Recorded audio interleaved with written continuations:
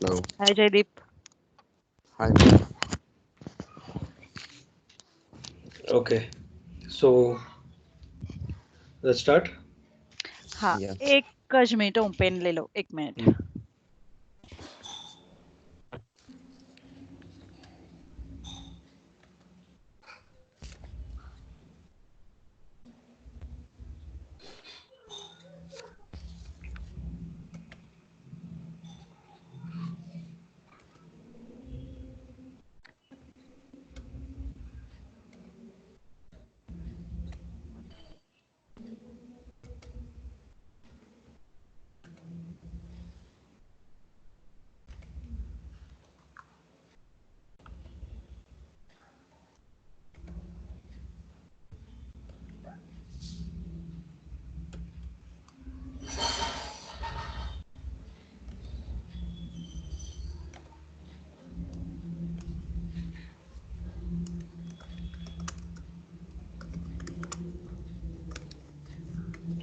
હા હેપીલ ready. Okay, મારી screen visible છે? હા હા હા હા હા. ઓકે, હું જસ્ટ પીઓએસમાં લોગિન કરું છું અત્યારે વિન્ડોઝ એપ્લિકેશનમાં.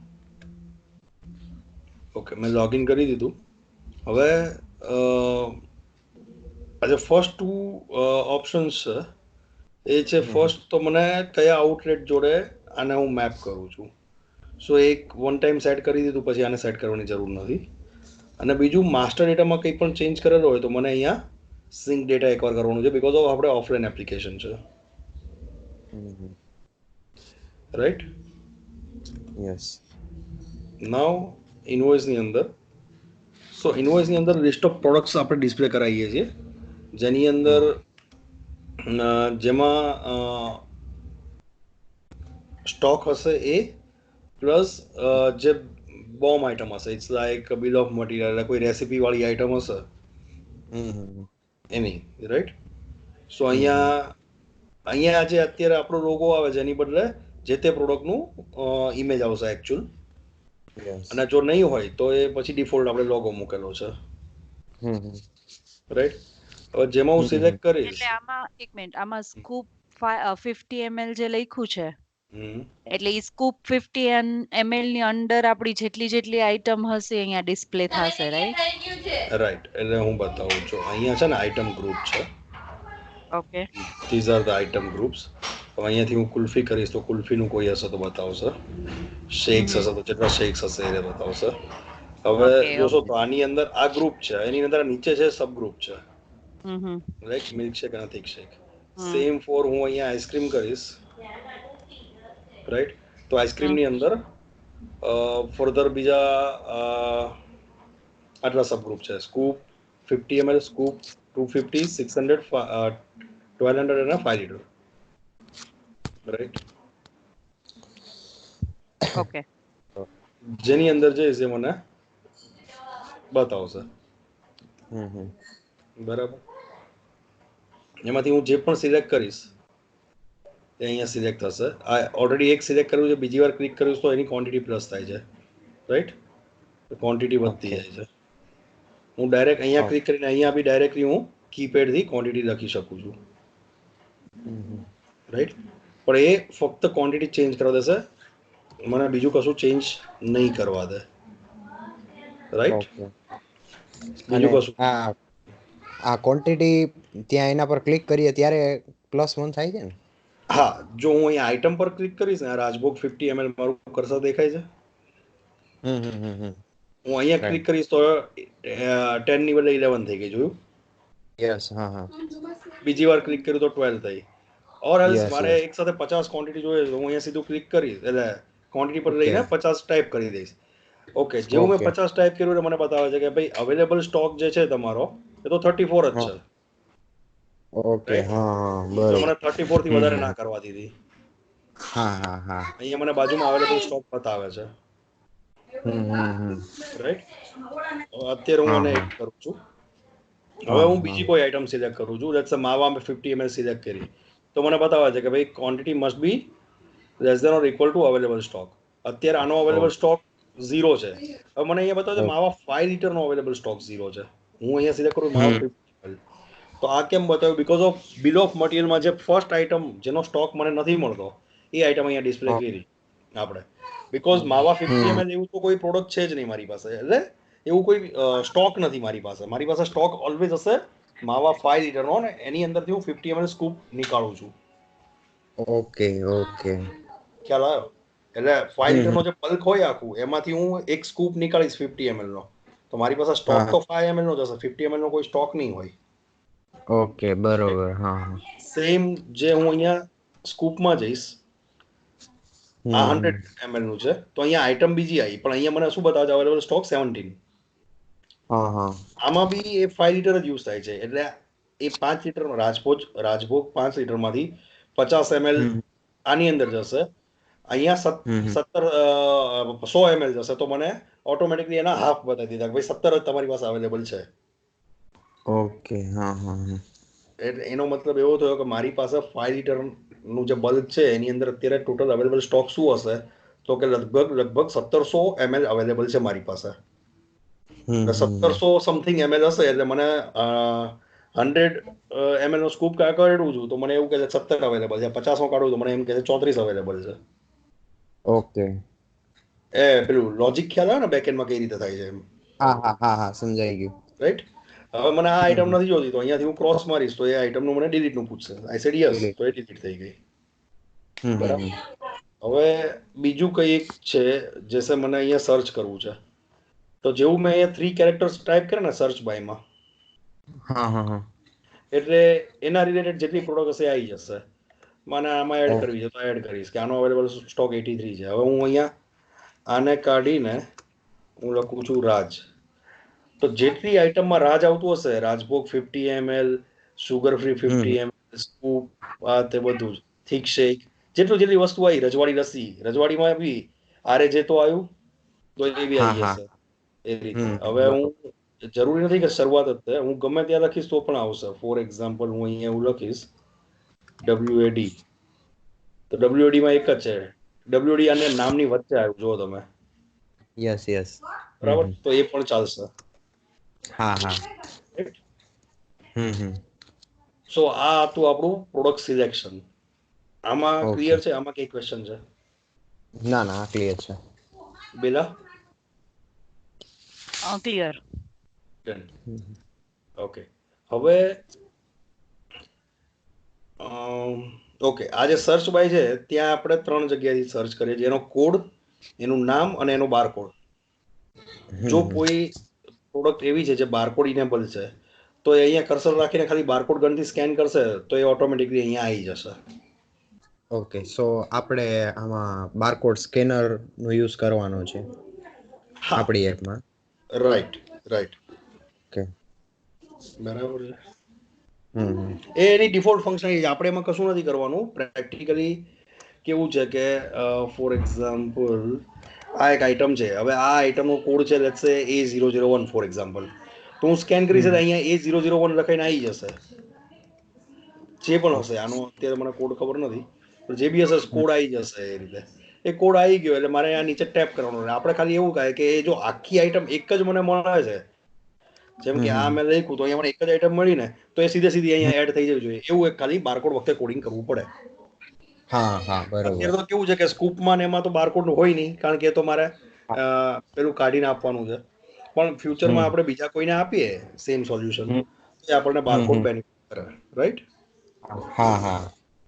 બરાબર. ઓકે. હવે અધર દેન ધીસ, અહીંયા ઉપર તમે જોશો તો અહીંયા એને વેલ્યુ બતાવે છે, ટોટલ વેલ્યુ શું છે આની, એનો ઇન્વોઇસ નંબર મને બતાવી જશે.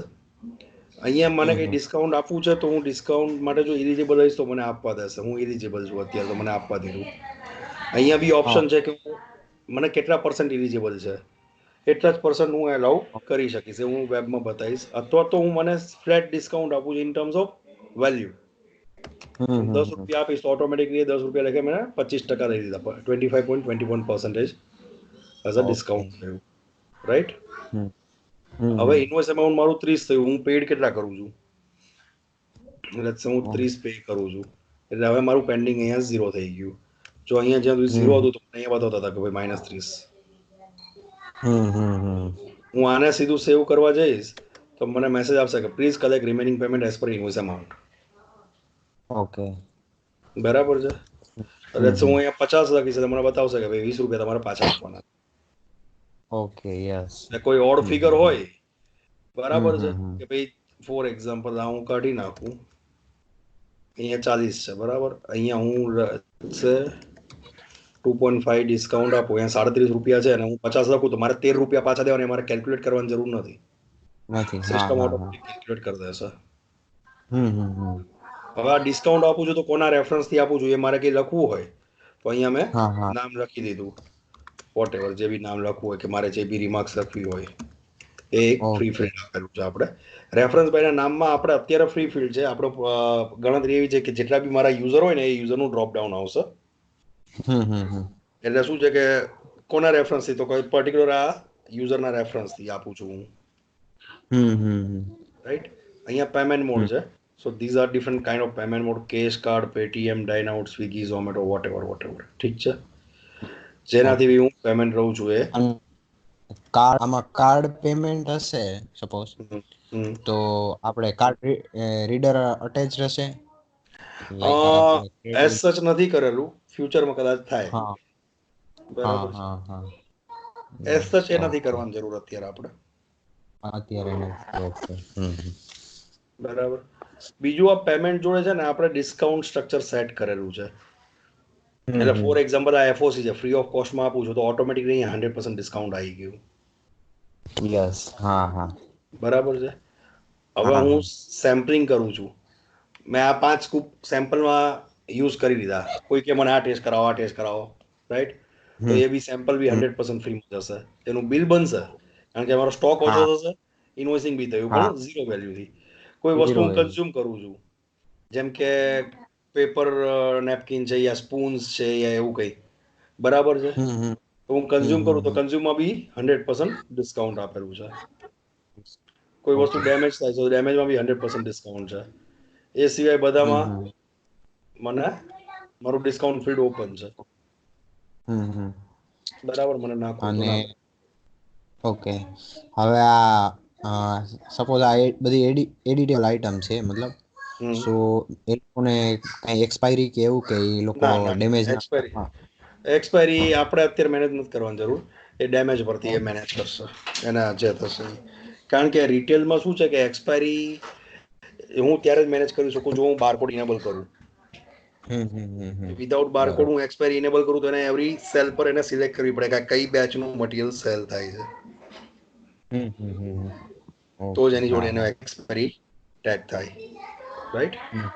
ઓકે. અહીંયા કેશ કાર્ડ કે કંઈ પણ છે અને મારે એનો રેફરન્સ નંબર નાખવો છે, લાસ્ટ 4 ડિજિટ નાખતા હોય કોઈ, તો એવી રેફરન્સ નંબર નાખો તો નાખી શકાય. હવે ઝોમેટોમાંથી આવ્યું છે અને ઝોમેટોનો જે રેફરન્સ નંબર છે, ઓર્ડર નંબર, એ મને નાખો તો નાખી શકો. એના માટે રેફરન્સ નંબર ફિલ્ડ આપેલું છે. અહીંયા ફિલ્ડ આપેલું છે મોબાઈલ નંબરનું. કસ્ટમરનો મોબાઈલ નંબર હોય અને હું ત્યાંથી ડેટા લઈ આવું, જેવું ટેબ મારીશ એટલે એ ઓનલાઈન સર્ચ કરવા જાય છે કે ભાઈ આ મોબાઈલ નંબર જો મારા ડેટાબેઝમાં છે, ઇફ યસ તો એનું નામ લઈ આવશે. બરાબર. જો નથી, ફોર એક્ઝામ્પલ નથી, તો એ મને એક પેજ ઓપન કરી દેશે કસ્ટમર માસ્ટરનું. Like this. Okay. Customer not found, એટલે આ રીતે પેજ ઓપન કરી દેશે. અહીંયા મારે જે નામ લખવું છે, આ નંબર ઓટોમેટિક અહીંયા કોપી થઈ ગયો, મોબાઈલ નંબર. મને અહીંયા જે બી નામ લખવું છે, લાઈક એનું ઈમેલ એડ્રેસ લખવું હોય તો, એનું જેન્ડર, કયા ગ્રુપમાં છે ગ્રુપ સિલેક્ટ કરવું છે, એની બર્થ ડેટ, એનિવર્સરી, અહીંયા ડેટ કંટ્રોલ્સ આવશે અને એનું એડ્રેસ. જસ્ટ સેવ કરીશ એટલે આ એન્ટ્રી સેવ થઈ જશે. અને અહીંયાથી પાછો ટેપ કરીશ એટલે અહીંયા રમણ શાહ અહીંયા આવી જશે નામ.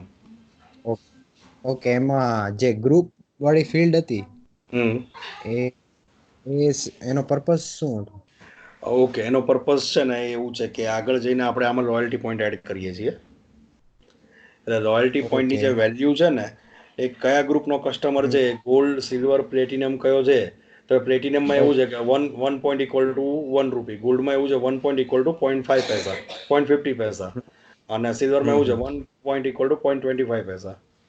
તો એ રીતે એના પોઈન્ટ્સની વેલ્યુએશન કાઉન્ટ થશે એના માટે છે. ઓકે. પછી અહીંયા ટેબલ નંબર હોય તો હું કોઈ ટેબલ નંબર નાખું કે 10 નંબરના ટેબલ પર બેઠો છે તો એ મને મળી શકે, રાઈટ. હવે અહીંયા એક ઓપ્શન છે કન્ફર્મ અને ડ્રાફ્ટ. યસ, હા હા, બરાબર.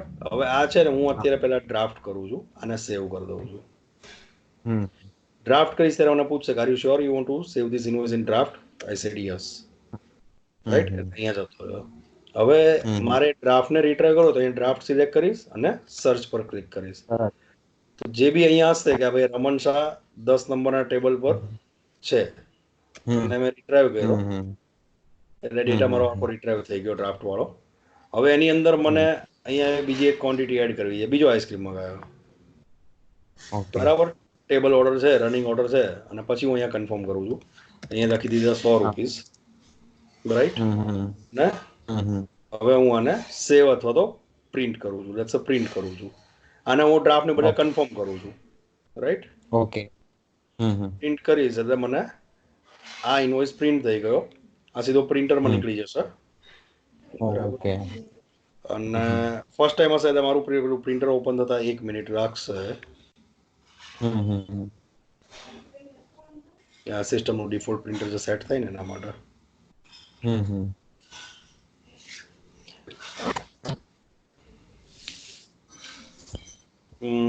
હું બતાવું પ્રિન્ટ કઈ રીતે આવશે.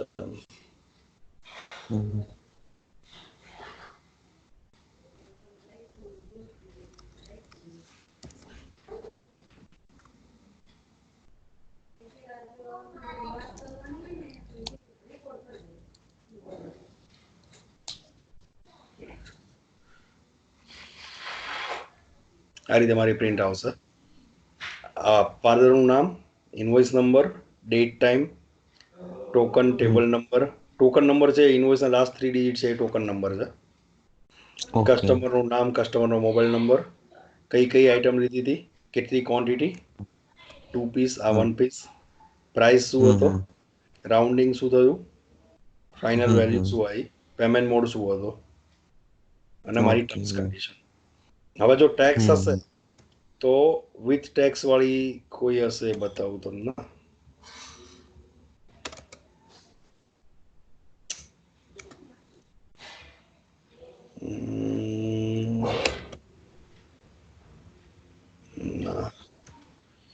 મેં ડિલીટ કરી દીધી. સારું, એક આપણે વિથ ટેક્સ વાળો બી એક્ઝામ્પલ લઈએ આમાં, રાઈટ. સો આ રીતે જે અહીંયાની ફંક્શનાલિટી છે આખી બિલિંગની એ છે. આમાં ક્વેશ્ચન છે? હવે આપ ઓકે મેડમ, ગો હેડ. આમાં સપોઝ એક ઓર્ડર ચાલુ છે જે આપણે ઇનવોઇસ ટાઈપ ડ્રાફ્ટ રાખ્યો, બરાબર. એટલે ઈ ટેબલ નો ઓર્ડર હજી કન્ટિન્યુ છે, અને ત્યારે જ મારે હજી નવો ઓર્ડર આવ્યો છે તો મારે એની એન્ટ્રી પાડવી છે. લઈ શકું હું. જો ફોર એક્ઝામ્પલ હું એક કરું છું, આ 1 નંબરનું ટેબલ સેવ એઝ ડ્રાફ્ટ કરી દીધું મેં, યસ, રાઈટ. હવે બીજું છે આ રનિંગ ઓર્ડરમાં મેં સેવ કરી દીધું, એ પણ થઈ ગયું, બરાબર. હવે હું અહીંયા જોઈશ ડ્રાફ્ટમાં તો ડ્રાફ્ટમાં મને એક જ બતાવશે પેલું 1 નંબર વાળું જે છે એ, બરાબર છે. અને જે બીજું જે છે એ ઓલરેડી કન્ફર્મ થઈ ગયું છે. હું અહીંયા કન્ફર્મ કરીને આને સર્ચ કરીશ તો આટલા ઇનવોઇસ કન્ફર્મ થઈને મારામાં પડેલા છે. અત્યારે જે આપણે લાસ્ટ કન્ફર્મ કર્યું ને 30 રૂપિયાનું, એ બી મને બતાવશે. પણ જે મને રાઇટ્સ નહીં હોય તો મને એડિટ નહીં કરવા દે. જો અહીંયા કશું એડિટેબલ નથી, હું અહીંયા કશું પણ ક્લિક કરીશ, જો બધું ગ્રે સ્કેલમાં દેખાડે છે, હું ખાલી એને રીપ્રિન્ટ કરી શકીશ, ધેટ્સ ઇટ. એમની તો એક કરતા વધારે એન્ટ્રી ડ્રાફ્ટમાં હશે ત્યારે, આઈ મીન 2-3 થાય ને. મારે જેટલી એન્ટ્રી ડ્રાફ્ટમાં મૂકવી એટલું મૂકી શકું.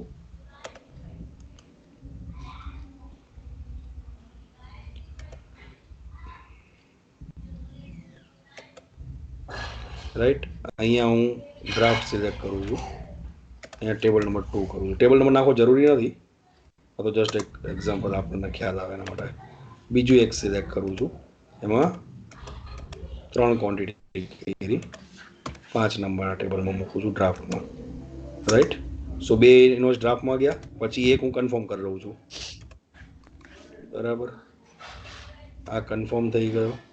હવે હું અહીંયા જઈશ ડ્રાફ્ટમાં, માનો કે 5 નંબરમાંથી જ નવું આવ્યું પાછું, તો મને અહીંયા બતાવશે, એને સિલેક્ટ કરીશ 5 નંબરમાં, તો કે એક વોટર બોટલ જોઈએ છે, બરાબર. તો હું અહીંયાથી એક્સ્ટ્રામાં જઈને વોટર બોટલ એડ કરી, હજી બી એનું બિલ નથી બન્યું, તો એને ડ્રાફ્ટમાં ફરીથી સેવ કરી દઈશ, બરાબર. પાછું ગયું, પાછું 5 નંબરમાં એને બીજું કંઈ જોઈએ છે, પાછું મેં 5 નંબર સિલેક્ટ કર્યો અહીંયાથી, રાઈટ. અને હજી એક આઈસ્ક્રીમ એડ કર્યો, અને હવે એને ડ્રાફ્ટમાંથી કન્ફર્મ કરવું તો કન્ફર્મ કરું છું. કન્ફર્મ વખતે પેમેન્ટ મેન્ડેટરી છે, અહીંયા પેમેન્ટ રહું છું અને સેવ કરું છું, બરાબર. તો હવે ડ્રાફ્ટમાં હું જોઈશ ને તો મને 5 નંબર નહીં દેખાય, કારણ કે 5 નંબર કન્ફર્મ થઈ ગયો છે હવે. એટલે એનું બિલ બની ગયું છે. ડ્રાફ્ટમાં છે ત્યાં સુધી બિલ નહીં બને, પણ સ્ટોક ઓછો થતો રહેશે, કારણ કે ડ્રાફ્ટમાં છે એને ખાઈ તો લીધું જ છે, મારો સ્ટોક તો ઓછો થયો જ છે, પણ એ ટેબલ પર બેસીને ખાય છે, બરાબર. બરાબર.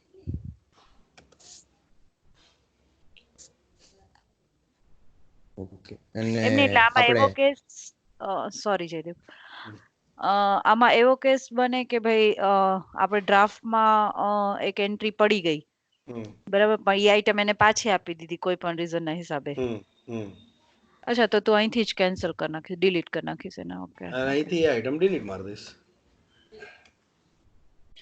ઓકે. એમ નહીં તો એની સપોઝ એક જ આઈટમ હતી ને એ આઈટમ એને કેન્સલ કરી નાખી, તો પછી ઈ એન્ટ્રી નું જે ડ્રાફ્ટ, ઓકે, એ છે ને, હવે આ ડ્રાફ્ટ જે છે ને એ પ્રેક્ટિકલી સેવ તો થઈ ગયો, બરાબર છે. આઈટમ બી મારી ઓછી થઈ ગઈ છે. હવે એની અંદર હું કંઈ પણ પ્લસ માઇનસ કરીશ ને, એ આપણે ડ્રાફ્ટ કેન્સલેશન જેવું નથી આપ્યું, એ એક ઓપ્શન આપવો પડે કે તમારે ડ્રાફ્ટ આખો કેન્સલ કરવો છે, તો આખો ડ્રાફ્ટ કેન્સલ થાય અને એ આઈટમ પાછી સ્ટોકમાં આવી જાય, રાઈટ, બરાબર. અત્યારે ડ્રાફ્ટ કેન્સલેશનનો ઓપ્શન ક્યાં છે બતાવું. હું જ્યારે ઇનવોઇસ પોસ્ટિંગ કરીશ ને, અહીંયા કરીશ ને, હવે જો અહીંયા મને આ 2 ઇનવોઇસ ડ્રાફ્ટમાં પડ્યા છે એવું બતાવે છે, બરાબર. અહીંયા જ્યારે હું સેવ કરીશ ને ત્યારે મને બહુ સારું શ્યોર યસ, તો કે found 2 draft invoice on continue posting, all draft invoice will be post with cancel status, do you want to continue, બરાબર. એટલે આ કેસમાં શું થશે, ક્વોન્ટિટી તો ઓછી થઈ જ ગઈ છે. ઘણા આ લોકોને શું કરતા હોય કે કેશિયર એવું હોય કે ભાઈ ડ્રાફ્ટમાં મૂકી રાખે, બરાબર છે, અને પછી સબમિટ ના કરે, એને કેન્સલ કરી નાખે, બરાબર. એટલે એવું કન્સિડર કરે કે પૈસા નથી આવ્યા એના, પણ હકીકતમાં તો પૈસા આવીને પેલો તો જતો રહ્યો છે રેસ્ટોરન્ટમાંથી, પૈસા આપી દીધા, એ પૈસા ખિસ્સામાં મૂકી દે. ઓકે.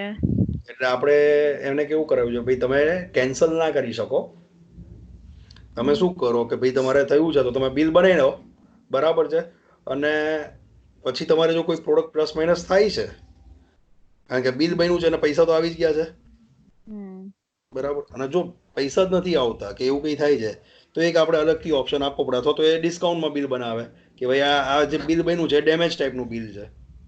અહીંયા જે આપણી આને હું ન કરું છું, એટલે મને કહે છે ઓકે ભાઈ તમે ઇન્વોઇસમાં જઈને કમ્પ્લીટ કરો. હવે લેટ્સ સે એક ડ્રાફ્ટ બનાવેલો હતો, પણ હવે એ પ્રોડક્ટ ખરાબ નીકળી, બરાબર છે. એને જે આઈસ્ક્રીમ આપ્યો હતો એ બરાબર નહોતો, તો એને પાછો આપી દીધો, માર નહીં જોવો, અને જતો રહ્યો, પૈસા નથી દીધા એને, બરાબર છે.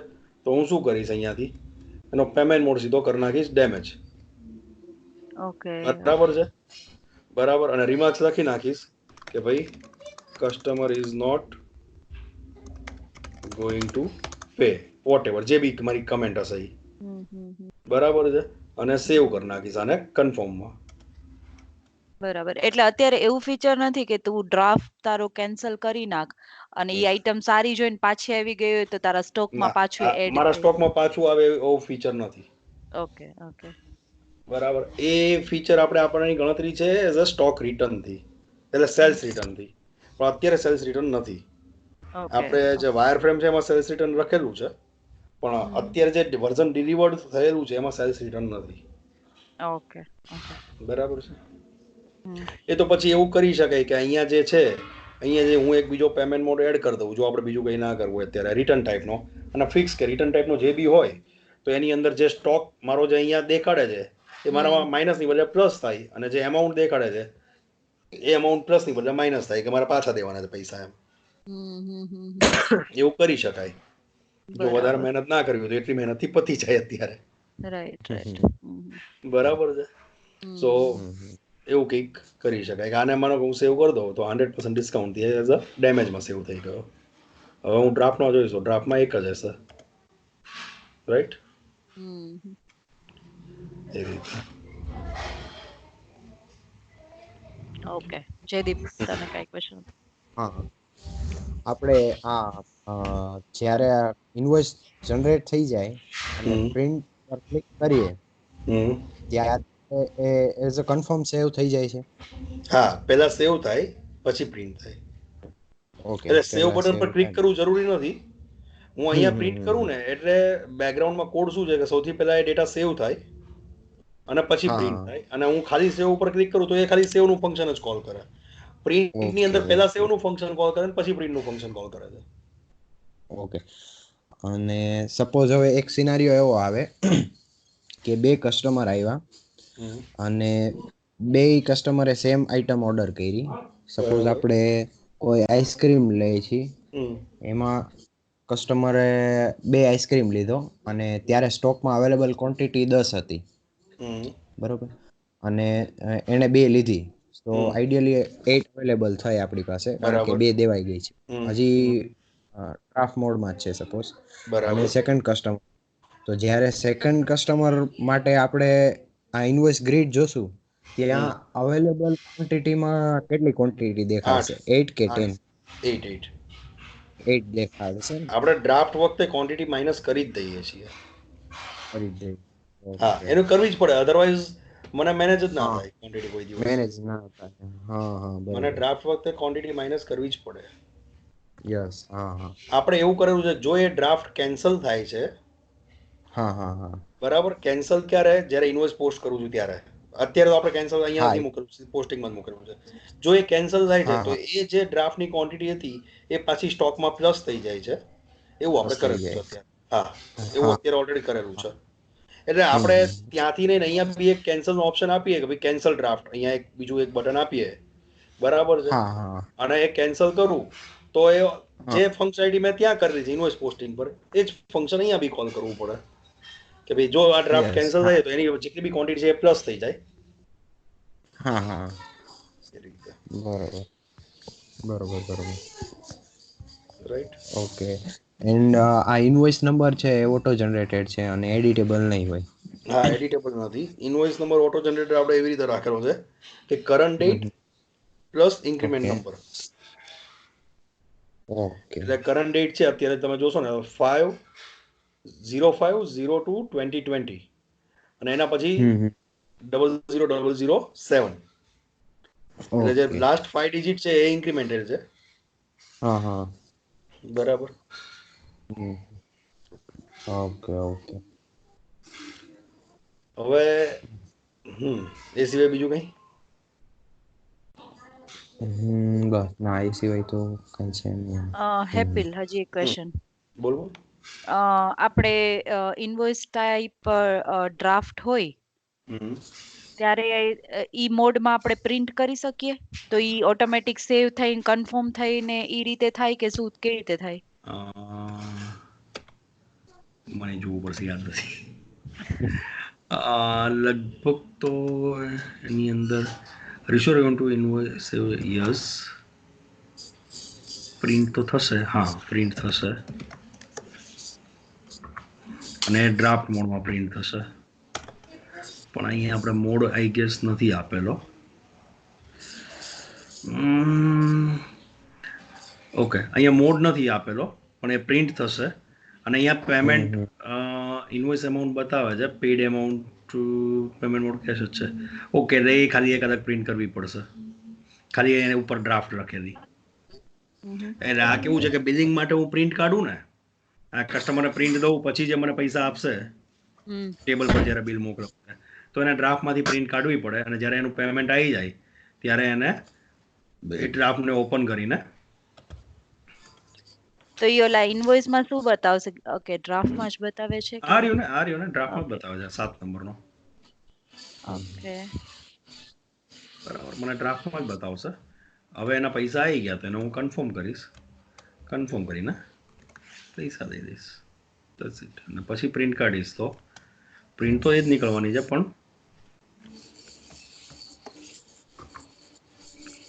અને પછી કદાચ પ્રિન્ટ ના આપું, કારણ કે પહેલા પ્રિન્ટ આપી દીધી હોય તો પછી મારે ખાલી ડેટા સેવ જ કરવાનો છે, તો પછી હું ખાલી સેવ કરી નાખીશ. ઓકે ઓકે ઓકે બરાબર. હા, મને અહીંયા ડેટા આ રીતે આવી જશે.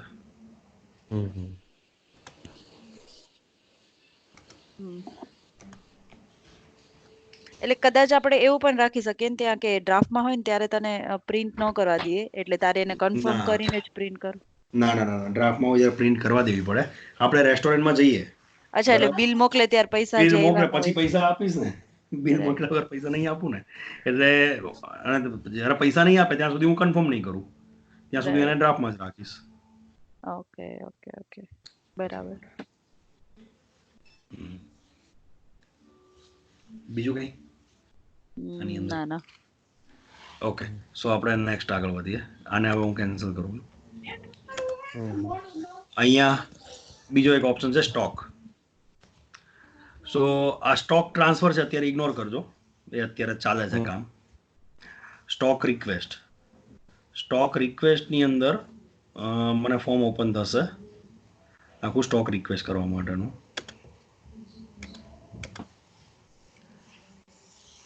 અહીંયા હું સિલેક્ટ કરીશ કે કઈ કઈ આઈટમની રિક્વેસ્ટ કરવી છે. અહીંયા એટલી જ આઈટમ આવશે જે મારી પરચેઝ આઈટમ હશે. રાઈટ, મને શું આઈટમ રિક્વેસ્ટ કરવી છે? લેટ્સ સે મને આ 20, 30, 5 આ બધી આઈટમ મને રિક્વેસ્ટ કરવી છે. પછી મને હું કોઈ આઈસ્ક્રીમ લખું, લેટ્સ સે 5 લીટર વાળું મને અમેરિકન ડ્રાય ફ્રૂટ બનાના, આ બે રિક્વેસ્ટ કરવી છે. અને અહીંયા હું કરીશ એડ ટુ કાર્ટ. તો આ 5 આઈટમની આવી ગઈ મારી પાસે. અહીંયા બતાવે છે અવેલેબલ સ્ટોક શું છે. ઓકે, આ 5 આઈટમનો પરચેઝ યુનિટ શું છે એ મને બતાવે છે. તો આ 3 આઈટમનો પીસ છે, આ 2 આઈટમનો બોક્સ છે. સો 1 બોક્સ ઇક્વલ ટુ કેટલી ક્વોન્ટિટી? તો અહીંયા બતાવે છે કે 1 બોક્સ ઇક્વલ ટુ 5000 ક્વોન્ટિટી છે. 5000 શું? ml. ઇન્વેન્ટરી યુએમ શું છે? ml છે. સો 1 બોક્સ ઇક્વલ ટુ 5000 ml છે. મેરે અહીંયા 1 છે એટલે બાય ડિફોલ્ટ ટોટલ ક્વોન્ટિટી 5000 આવે છે. અહીંયા 1 ની બદલે 5 કરું છું, ટેબ આપું છું, એટલે ટોટલ ક્વોન્ટિટી. એટલે આ સિસ્ટમ એમને બતાવે છે કે તમે જ્યારે અહીંયા 5 ક્વોન્ટિટી બોલો છો ને, એટલે તમારા 25000 ml તમે રિક્વેસ્ટ કરી રહ્યા છો એમ. ઓકે રાઈટ, એને આપણે બતાવીએ છીએ. અહીંયા હું 10 કરીશ તો એ 10 નું 10 છે, કારણ કે એનું મેપિંગ 1 to 1 જ છે. 1 to 1. હા, પરચેઝ યુએમબી પીસ છે અને ઇન્વેન્ટરી યુએમબી પીસ છે. બરાબર છે. એ રીતે મારે કોઈ અહીંયા રિમાર્ક્સ લખવી હોય તો રિમાર્ક્સ લખું અને જશે સેવ. તો આ ક્યાં જશે?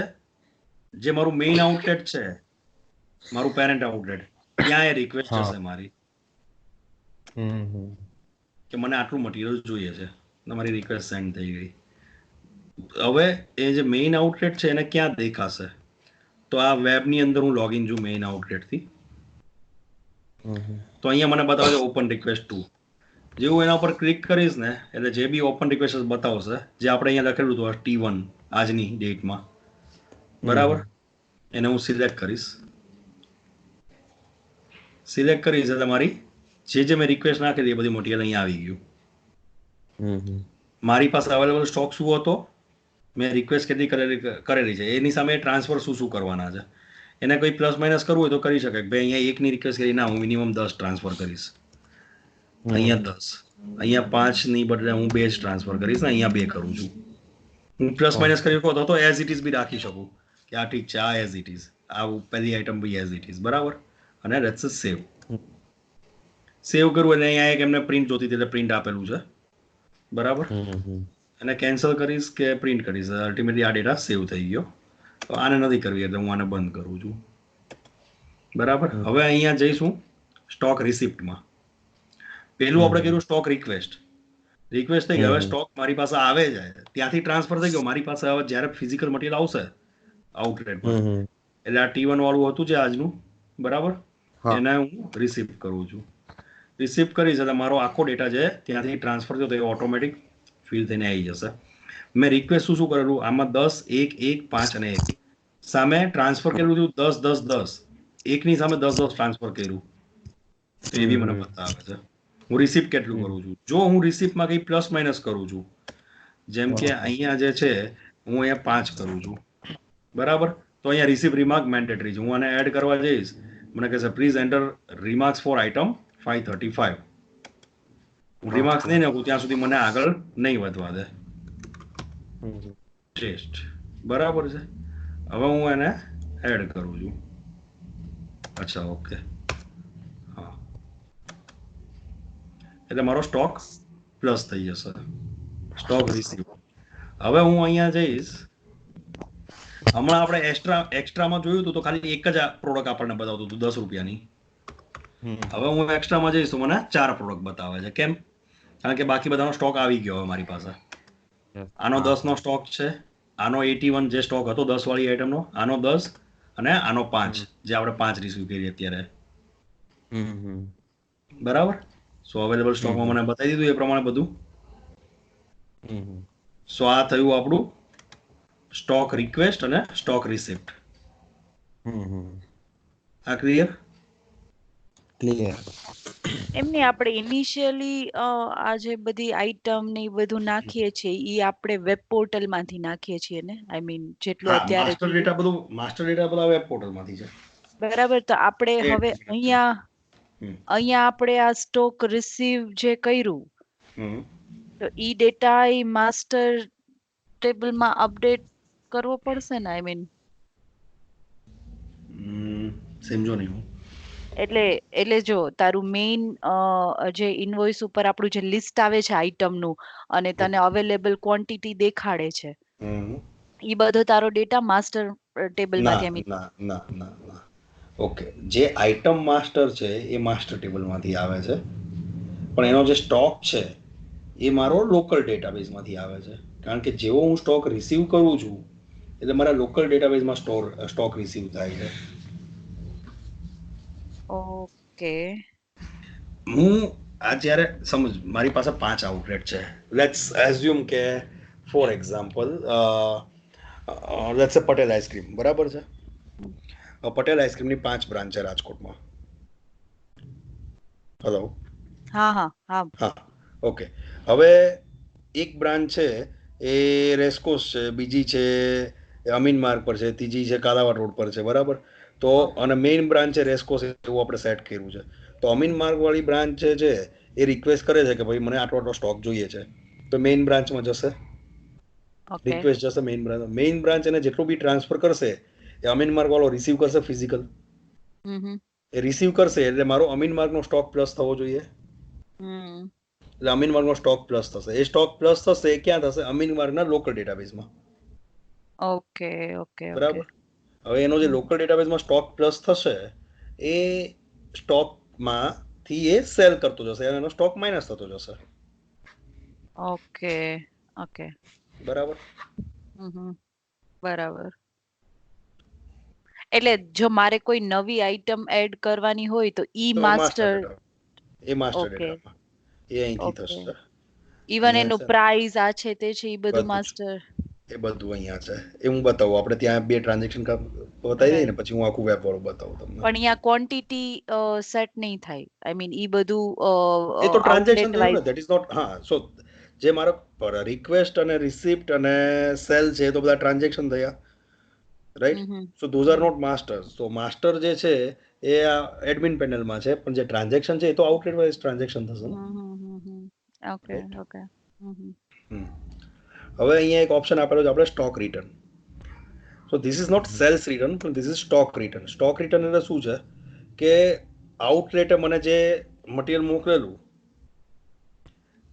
એને ભૂલથી એને ત્યાં છે ને 1 ની બદલે 10 લખાઈ ગયું હતું કે 100 ની બદલે 1000 લખાઈ ગયું હતું ટ્રાન્સફર કરતી વખતે, અને જોયા વગર મેં રિસીવ પણ કરી લીધું. રિસીવ થઈ ગયું. અહીંયા હકીકતમાં જે છે ફોર એક્ઝામ્પલ અહીંયા કેટલો છે અમેરિકન ડ્રાયફ્રૂટમાં 10,000 સ્ટોક છે ને, આને એડ કરું છું તો મારી પાસે 10,000 છે. રિટર્ન કેટલો કરું છું હું? 5,000 ml.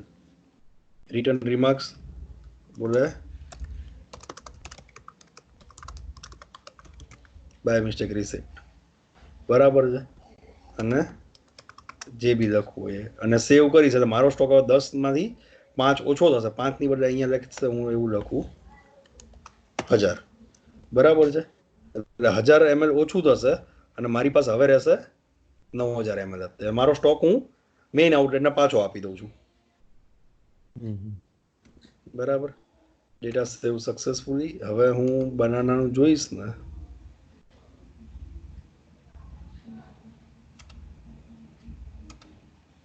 તો અહીંયા એક બતાવશે કારણ કે આ 5 લિટર વાળું છે. પણ જો હું અહીંયા જોઈશ ને 1200 જોઈશ બનાના,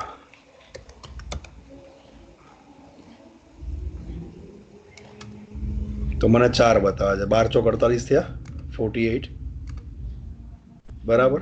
આપણી પાસે નહીં, એક મિનિટ, કંઈક ખોટું છે. હા, 1200 ml નું એક એટલે 4800.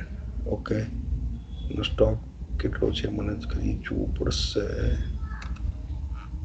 9000 થયો ને એટલે અહીંયા મને બનાના જ હતું ને? ના, અમેરિકન ડ્રાય ફ્રૂટ હતું લગભગ. અચ્છા, okay, need to check.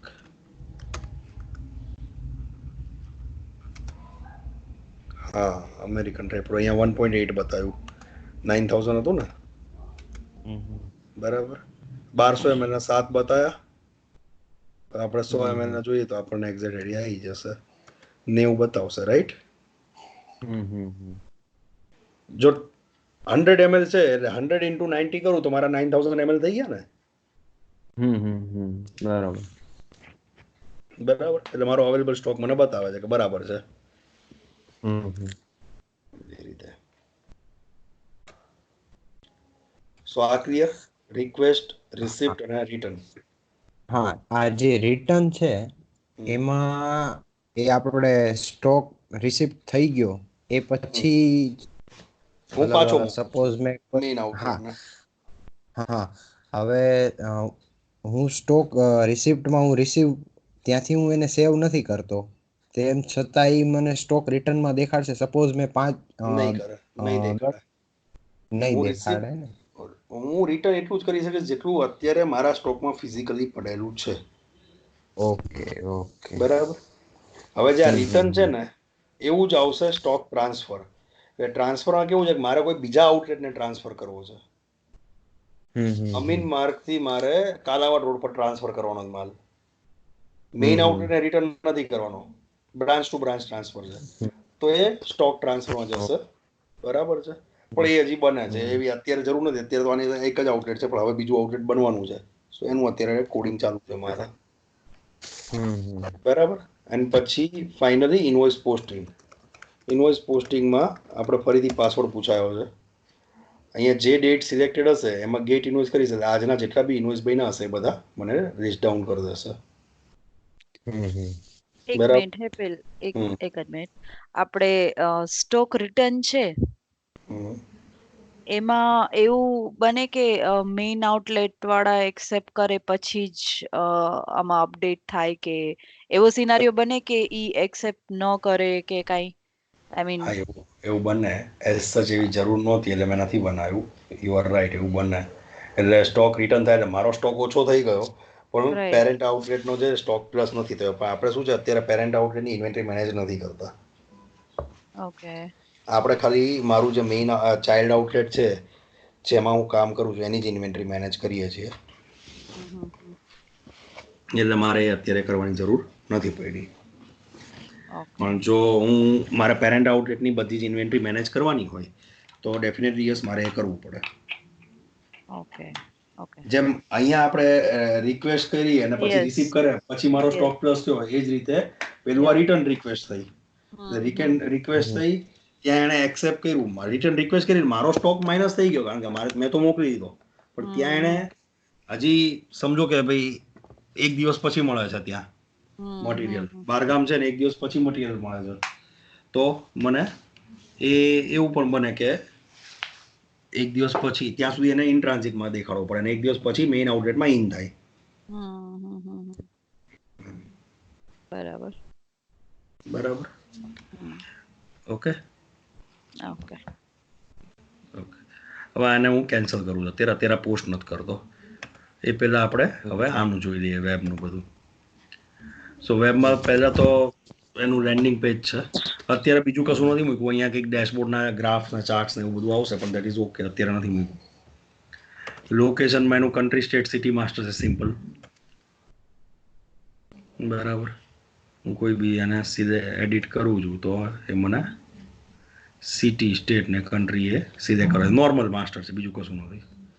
India, Gujarat, Ahmedabad, that's it. Short order એટલે મને જ્યારે લિસ્ટ ડાઉનમાં પેલું પોપઅપમાં આવે કોઈ બી ડ્રોપ ડાઉનમાં, તો પહેલું શું દેખાય that is a short order. એટલે આ લોકેશન આઉટલેટ ક્રિએટ કરવા માટે ના એઝ અ જનરલાઇઝ માસ્ટર છે. કન્ટ્રી સ્ટેટ સિટીનું છે, બીજું કંઈ નથી. એ ક્યાં જરૂર પડશે જ્યારે હું આઉટલેટ ક્રિએટ કરું છું, તો આઉટલેટના એડ્રેસ મારે જે લખવાનું હોય તો ત્યાં સિટી સ્ટેટ ને કન્ટ્રી લખવાનું હોય એના માટે છે. બરાબર. પછી આઉટલેટ માસ્ટરમાં સૌથી પહેલું છે આઉટલેટ ટાઈપ માસ્ટર. હવે અહીંયા એને જે ટાઈપ બનાવવા હોય, અત્યારે મેં નોર્મલ બનાવ્યા છે, ABCD જે બી આપણે લખીએ. બાકી જનરલી શું હોય કે ભાઈ ઓન આઉટલેટ છે કે ફ્રેન્ચાઇઝી આઉટલેટ છે કે કઈ ટાઈપનું આઉટલેટ છે, બ્રાન્ડ આઉટલેટ છે, શું છે, તો એ એમની રીતે બાયફર્ગેટ કરી શકે. પછી આઉટલેટ ગ્રુપ માસ્ટર, એમાં બી એ જ છે. મને મારા મલ્ટી ગ્રુપ હોય તો આ કઈ ટાઈપનું આઉટલેટ છે ને કયા ગ્રુપનું આઉટલેટ છે હું લખી શકું. ગ્રુપ અને સબગ્રુપ બંને સેમ જ, મતલબ એ જ રીતે છે. ગ્રુપ અને સબગ્રુપ છે તો કયા ગ્રુપનું સબગ્રુપ છે, આ એ રીતે મૂકેલા છે. So these are the general outlet ટાઈપમાં મેઇન ને સેમી સમજાઈ ગયું, પણ આ ગ્રુપ શું છે? ઓકે, હવે એવું છે કે આમાં છે ને મારું આઉટલેટ ટાઈપમાં મેં એક મેઇન રાખ્યું ને એક છે એ ચાઇલ્ડ આઉટલેટ રાખ્યા. બરાબર. પછી ગ્રુપમાં એવું લખ્યું મેં કે આ બધા ફોર એક્ઝામ્પલ 4 આઉટલેટ મારા એવા છે જે પ્રીમિયમ આઉટલેટ છે. બરાબર છે. પછી બીજા 2 આઉટલેટ એવા છે જે મારા ઇન્સ્ટિટ્યુશનલ આઉટલેટ છે, કે જે કોલેજની અંદર છે, કેન્ટીન ટાઈપના છે. ઓકે. બરાબર. મારા just these are group, subgroup અને ટાઈપ એ શું છે, ખાલી બાયફર્ગેશન છે મારા આઉટલેટનું. કે મારા 50 આઉટલેટ છે તે 50 આઉટલેટમાંથી 5 આઉટલેટ મારા જે છે એ પ્રીમિયમ આઉટલેટ છે, જે લેટ્સ સે મારા કોઈ પ્રીમિયમ મોલમાં કેમ કંઈક છે. મારા 3 આઉટલેટ છે જે ઇન્સ્ટિટ્યુશનમાં છે, તો એને મેં ગ્રુપથી અલગ કરી દીધું. પછી મારા 2 આઉટલેટ છે એ બ્રાન્ડ આઉટલેટ છે, કે જ્યાં મારું એક્સક્લુઝિવ મારી બ્રાન્ડની જ વસ્તુ મળે છે, બીજું કશું નથી. બરાબર છે. એટલે એને જે રીતના બાયફર્ગેશન કરવા હોય ને તો એ કરી શકે, એના માટે છે. ઘણા છે એ શોપિંગ શોપ હોય આઉટલેટ, કે ભાઈ મોલની અંદર મેં ખાલી મારું એક ફ્રીજ મૂકી દીધું છે અને ત્યાંથી એ ઓપરેટ થાય છે. એમ તો કઈ ટાઈપના આઉટલેટ છે એ ખાલી એનું ટાઈપ, ગ્રુપ અને સબગ્રુપથી બાયફર્ગેશન કરેલું છે. Okay okay. Just additional identifier of outlet એમ. બરાબર. પછી આવશે આઉટલેટ માસ્ટર. આઉટલેટ માસ્ટરની અંદર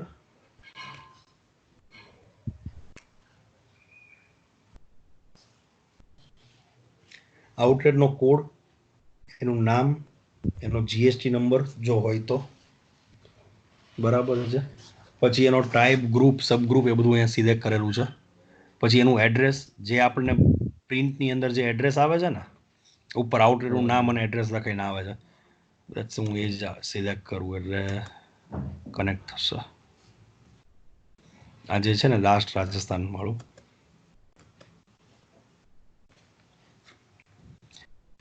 સો આઉટલેટનું નામ અહીંથી પકડે છે. GST નંબર હશે તો એ અહીંથી પકડશે, રાઈટ. એના ગ્રુપ, સબગ્રુપ, એનું એડ્રેસ, કન્ટ્રી સ્ટેટ સિટી અહીંયા યુઝ થશે, કન્ટ્રી સ્ટેટ અને સિટી. એનું પેરેન્ટ આઉટલેટ કોણ છે અહીંયા બતાવે છે. આ આઉટલેટમાં કઈ પ્રાઇઝિસ લાગશે, તો મારી સેલ્સ પ્રાઇઝિસ શું છે, પરચેસ પ્રાઇઝિસ શું છે ને ટ્રાન્સફર પ્રાઇઝિસ શું છે, અહીંથી હું સિલેક્ટ કરીશ એ પ્રમાણે જશે. એટલે મારું જ્યારે બિલ બનશે સેલ્સનું તો શું પ્રાઇસથી બિલ બનશે, હું જ્યારે એને પરચેસ કરું છું તો શું પ્રાઇસથી પરચેસ થશે, અને હું જો કોઈ આઉટલેટમાં ટ્રાન્સફર કરું છું તો શું પ્રાઇસથી ટ્રાન્સફર થશે, એ ત્રણના પ્રાઇસ લિસ્ટ અહીંયા છે. અહીંયા એક ઓપ્શન છે એક્સ્ટ્રા અવર્સ. એક્સ્ટ્રા અવર્સ એટલે એવું છે કે આ આઈસ્ક્રીમ પાર્લર ને એ બધા આઉટલેટ કેવા છે કે રાતે 1-2 વાગ્યા સુધી ખુલ્લા હોય. હેલો, બરાબર. હવે મારે એવું જોવું છે કે ભાઈ 5 તારીખે, હવે જનરલી રાત્રે 1 વાગ્યા સુધી ખુલ્લા હોય એટલે 12 વાગ્યા પછી તો ડેટ બદલાઈ જવાની છે, બરાબર. એટલે એ થઈ જશે 6 તારીખ. એટલે રાતે 12 થી 1 ની અંદર જેટલા બી બિલ બન્યા એ 6 તારીખમાં બનશે. પણ સિસ્ટમમાં મારે રિપોર્ટિંગ પર્પઝથી એવું લાવવું છે કે ટોટલ 5 તારીખનું સેલ કેટલું થયું, કારણ કે આજની રાત એટલે આપણી ગણતરી પ્રમાણે તો એ 5 તારીખનું જ સેલ છે. ટેકનિકલી ભલે એ 6 તારીખમાં જતું રહ્યું 1 કલાકનું સેલ, બરાબર છે.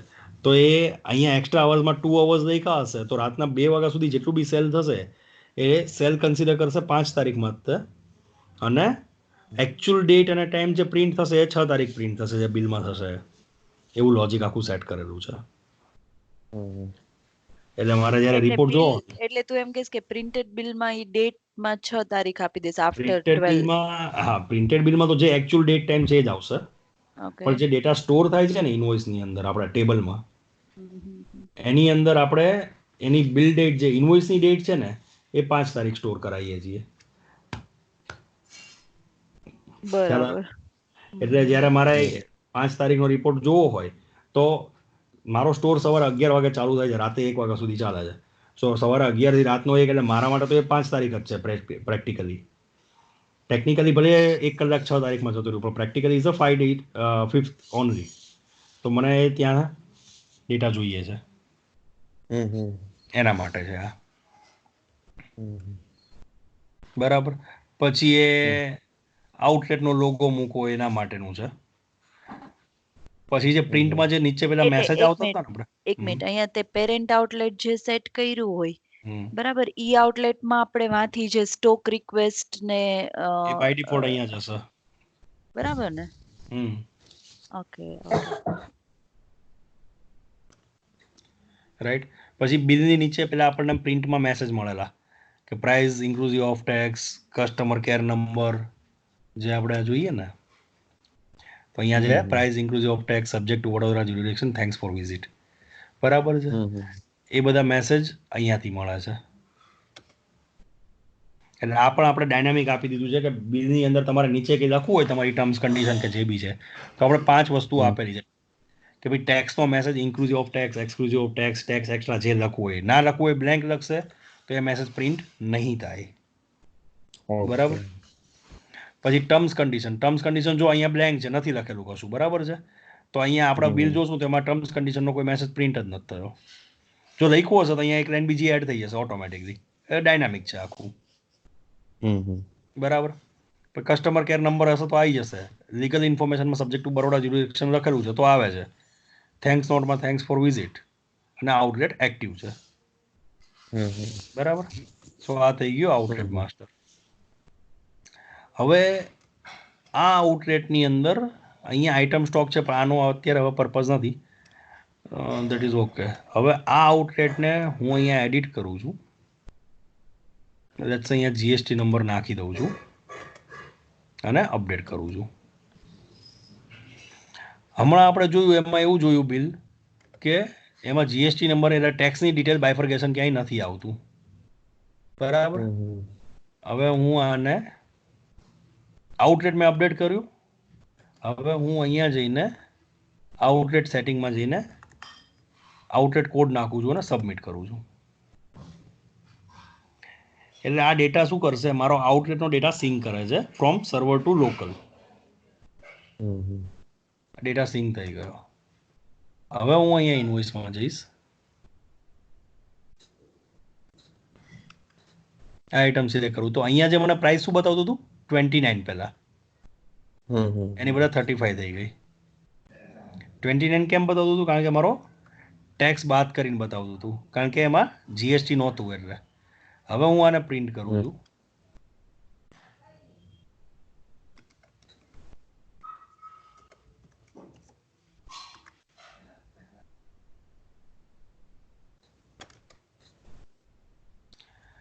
રાઈટ. તો મને અહીંયા 35 તો બતાવ્યું, આનું ટેક્સ બાયફર્કેશન શું છે, તો ટેક્સેબલ વેલ્યુ કેટલી છે 29.66, એના પર 9% લાગીને 2.67 આ આવ્યું, અને બીજા SGST 9% 2.67 આ આવ્યું. સો 29.66 પ્લસ 2.67 પ્લસ 2.67, તો ધેટ ઇઝ ઇક્વલ ટુ 35. એટલે ટેક્સ બાયફર્કેશનની ડિટેલ બી આવી જશે જો મેં જીએસટી નંબર નાખેલો હશે તો. અને મારી જીએસટીની ડિટેલ્સ જે આઉટલેટનો જીએસટી નંબર છે એ પણ અહીંયા મને પ્રિન્ટ કરી દેશે, જે જૂની પ્રિન્ટ પણ હતો. ક્લિયર? ક્લિયર. એન્ડ આ ટેક્સ ઇન્ફોર્મેશન છે એ આપણે ક્યાંથી ઇન્સર્ટ કરેલું છે? આ વેબ વ્યૂ માંથી ઇન્સર્ટ કરેલું છે? વેબમાંથી જ છે બધું. અહીંયા ઓકે, આ આઉટલેટ માસ્ટર ખ્યાલ આવી ગયો, બરાબર. પછી અહીંયા છે ટેક્સ કોડ માસ્ટર અને પ્રાઇસ લિસ્ટ માસ્ટર. હેપી એક મિનિટ, ડેસ્કટોપ એપ્લિકેશનમાં જાઓ તો. એટલે આપણે આ આઉટલેટ સેટિંગ કર્યું એમાંથી ડેટા સિંક જ થયો, રાઈટ? આપણે જે ચેન્જ કર્યું એમાં ડેટા સિંક થયો ખાલી, પણ એ તો આ સિંક ખાલી ડેટા આઉટલેટનો ડેટા. હા, એટલે હું એ જ કહું, એક ખાલી આઉટલેટનો ડેટા સિંક થયો. ઓકે, સિંક ડેટાનો મતલબ શું થાય કે આ આઉટલેટને રિલેટેડ જેટલા ડેટા છે એટલો સિંક કરો. મારી પાસે 10 આઉટલેટ છે, એમાંથી મેં સ્પેસિફિક આઉટલેટને રિલેટેડ જે ડેટા હતો એ ડેટા મેં સિંક કર્યો. એટલે પહેલાં મારે આઉટલેટ સિંક કરવું પડે, એના બેઝ પર જ મને યુઝરને બધી ડિટેલ્સ મળી જાય. એ સિંક કર્યા પછી જ હું સિંક ડેટા કરી શકું, જેમાં મને બાકી બધા ડેટા સિંક થાય, મારા item master, price list master ને જે પણ છે બધું. પણ એ કેટલા થાય કે જે આ આઉટલેટને રિલેટેડ હોય એટલા જ થાય. મારા ટોટલ 10 પ્રાઇસ લિસ્ટ બનેલા છે, પણ 10 પ્રાઇસ લિસ્ટમાં આ આઉટલેટમાં કયો પ્રાઇસ લિસ્ટ જાય છે, તો કયા પ્રાઇસ લિસ્ટ 1 અને 3, તો પ્રાઇસ લિસ્ટ 1 અને 3 બે જ સિંક થશે.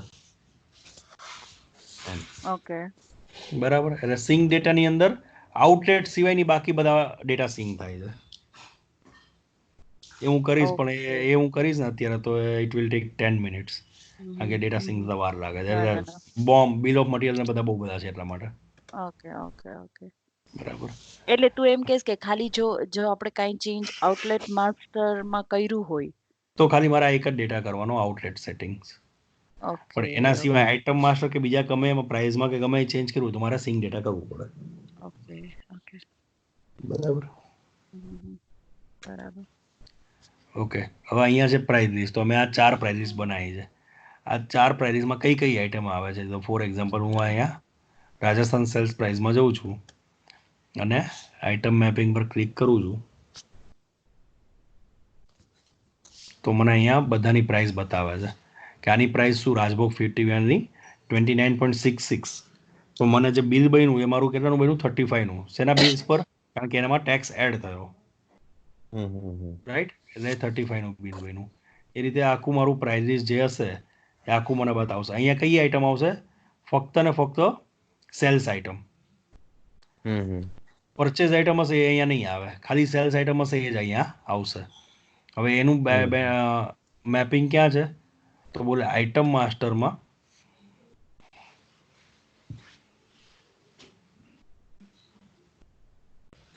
કોઈ બી એક આઇટમ હું એડિટ કરું છું.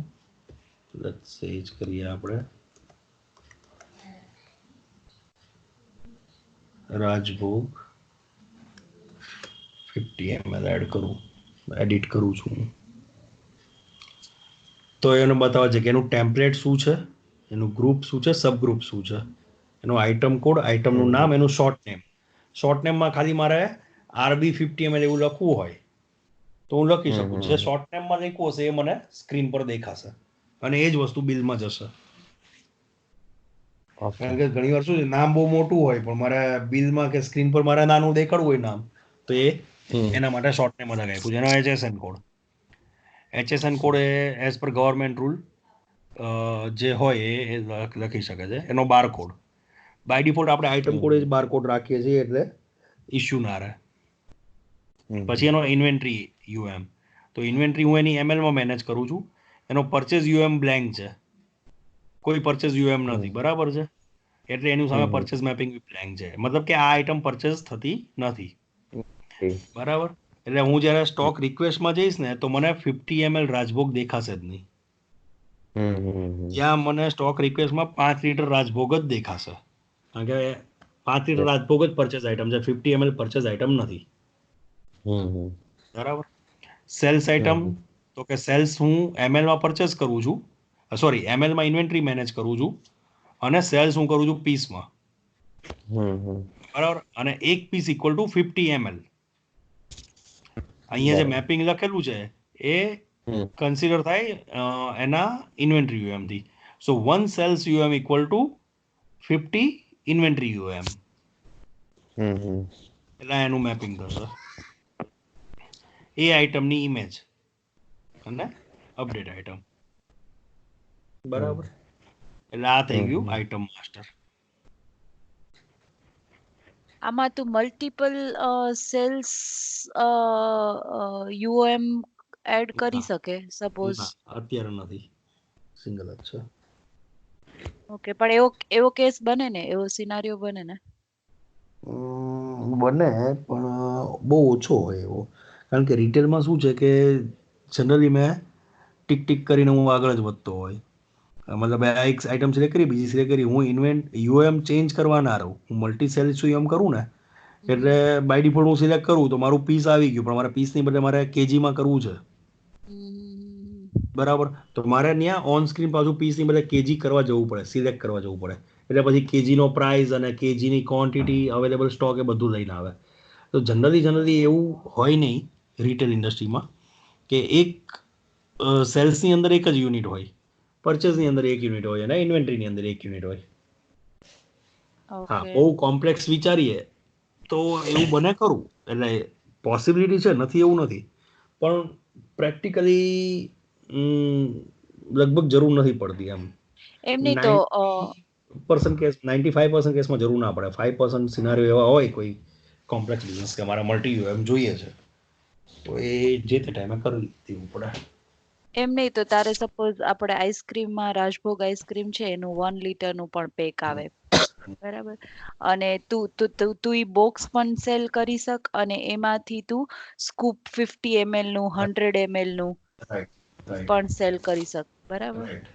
તો ઈ તું કેવી રીતે અહીંયા એડ કર? તો એ બતાવું ને, એ મારી બધી આઈટમ તો અલગ જ બને.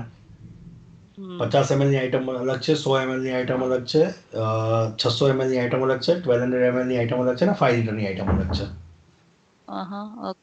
ઓકે. બરાબર. અને દરેક આઈટમના સેલ્સ બોમ્બ બને. જ્યારે હું 100 ml સેલ કરું તો એનો સેલ્સ બોમ્બ શું બનશે, હું એ બતાવું તમને. આઈટમ માસ્ટરની અંદર BOM માસ્ટર.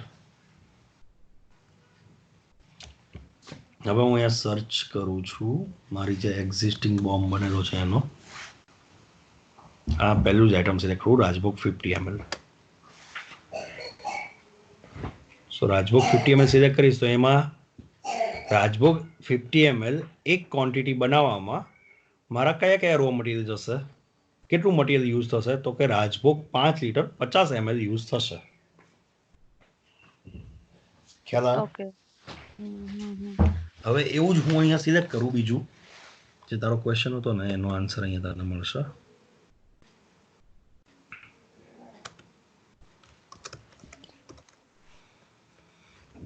આ રાજભોગ 100 ml છે, રાજભોગ સ્કૂપ છે એ. સો એની અંદર એ જ રાજભોગ 5 લીટર 100 ml જાય છે. બરાબર. હવે કોઈ આપણે થોડો કોમ્પ્લેક્સ બોમ્બ લઈએ.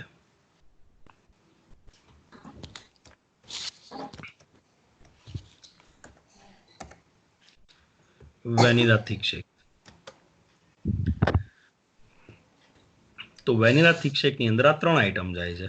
વેનીલા પાવડર 42 ગ્રામ્સ જાય છે, softy material loose milk 167 ml જાય છે અને 1 ગ્લાસ જાય છે. ઓકે. હવે એક મટીરિયલ જે છે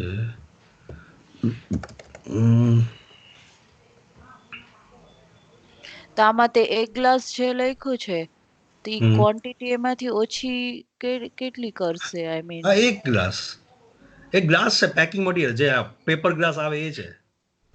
ઓકે. રાઈટ. હવે આ હું જોઉં છું રાજભોગ ફાલુદા, તો એમાં શું જશે, તો કે રાજભોગ આઈસ્ક્રીમ 50 ml જશે, લૂઝ રબડી 70 ml જશે, ફાલુદા છે વાટલું, કેશ્યુ, આલમંડ, પિસ્તા બધું 5-5 ગ્રામ જશે. એટલે હવે જ્યારે હું રાજભોગ ફાલુદા સેલ કરીશ ને તો આમાંથી એક પણ ક્વોન્ટિટી મારી પાસે ઓછી હશે આના કરતા અવેલેબલ સ્ટોકમાં તો એ મને સેલ નહીં કરવા દે. એ કહેશે કે ભાઈ આ આઈટમનો સ્ટોક તમારી પાસે નથી. ખ્યાલ આવ્યો? જે પેલું માવા આપણે સેલ કરવા જતા હતા તો આપણને મેસેજ આપતો હતો કે માવા 5 લીટર નથી તમારી પાસે, રાઈટ? કેમ? કારણ કે એમાં એક જ આઈટમ હતી. હવે અત્યારે હું આ સેલ કરવા જઈશ તો રાજભોગ 5 લીટર મારી પાસે છે પણ મારી પાસે લૂઝ રબડી નથી. હવે જો આ જ આઈટમ છે ને રાજભોગ ફાલુદા, આપણે આને ચેક કરીએ. ઇનવોઇસમાં જાઓ,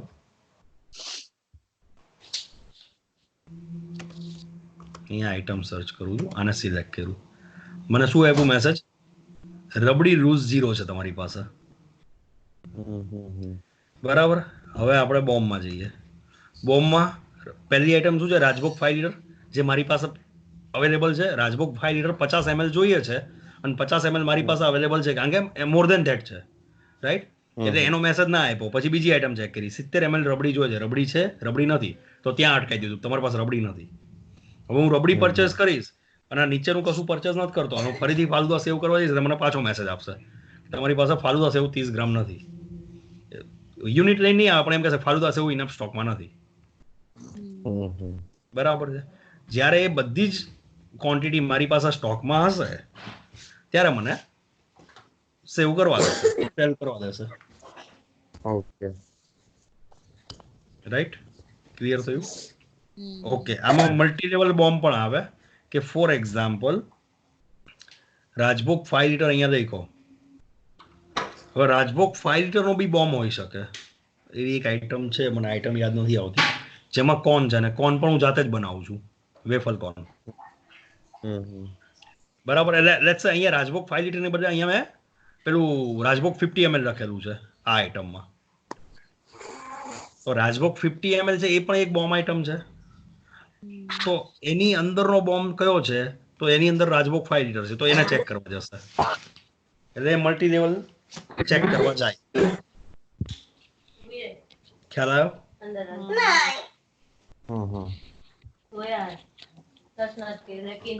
બરાબર છે. સો આ થઈ ગયું BOM master, sales BOM master. અહીંયા છે ને બે ટાઈપના બોમ્બ હોય, સેલ્સ બોમ્બ ને પ્રોડક્શન બોમ્બ. અત્યારે આપણે પ્રોડક્શન નથી કરતા એટલે અત્યારે આપણે ખાલી સેલ્સ બોમ્બ જ કરીએ છીએ. મેં બાકીનો ઓપ્શન અહીંયાથી હટાવી દીધો છે. બરાબર. બાકી આ બધા એના માસ્ટર છે જે આપણે ગ્રુપ સબગ્રુપ ને ટેમ્પલેટ સિલેક્ટ કર્યા એના માટે. અને આ સ્ટોક ટ્રાન્સફર એ છે જે બહારથી ડેશબોર્ડ પરથી ગયા હતા આપણે સ્ટોક ટ્રાન્સફર પર, એ જ આ મેનુમાંથી જઈએ છીએ તો તે પણ આવે છે સ્ટોક. બરાબર. Clear? Outlet clear? Now user master. So user માસ્ટરમાં યુઝર રોલ માસ્ટર. તો આ યુઝરનો રોલ શું છે? હવે રોલ માસ્ટરમાં જ આપણે એક ઓપ્શન આપેલું છે એનું ઓથોરાઇઝેશન, કે જેવું મેં મેનેજર સિલેક્ટ કર્યું તો અહીંયા નીચે ઓલ મોડ્યુલ્સ આવી જાય કે વેબ એક્સેસમાં શું શું મોડ્યુલ અને એક્સેસ છે અને ડેસ્કટોપમાં એને શું શું મોડ્યુલ એક્સેસ છે. રાઈટ? સો મેં અહીંયા લખ્યું છે કે મેનેજર જે છે ને, મેનેજર એક મિનિટ,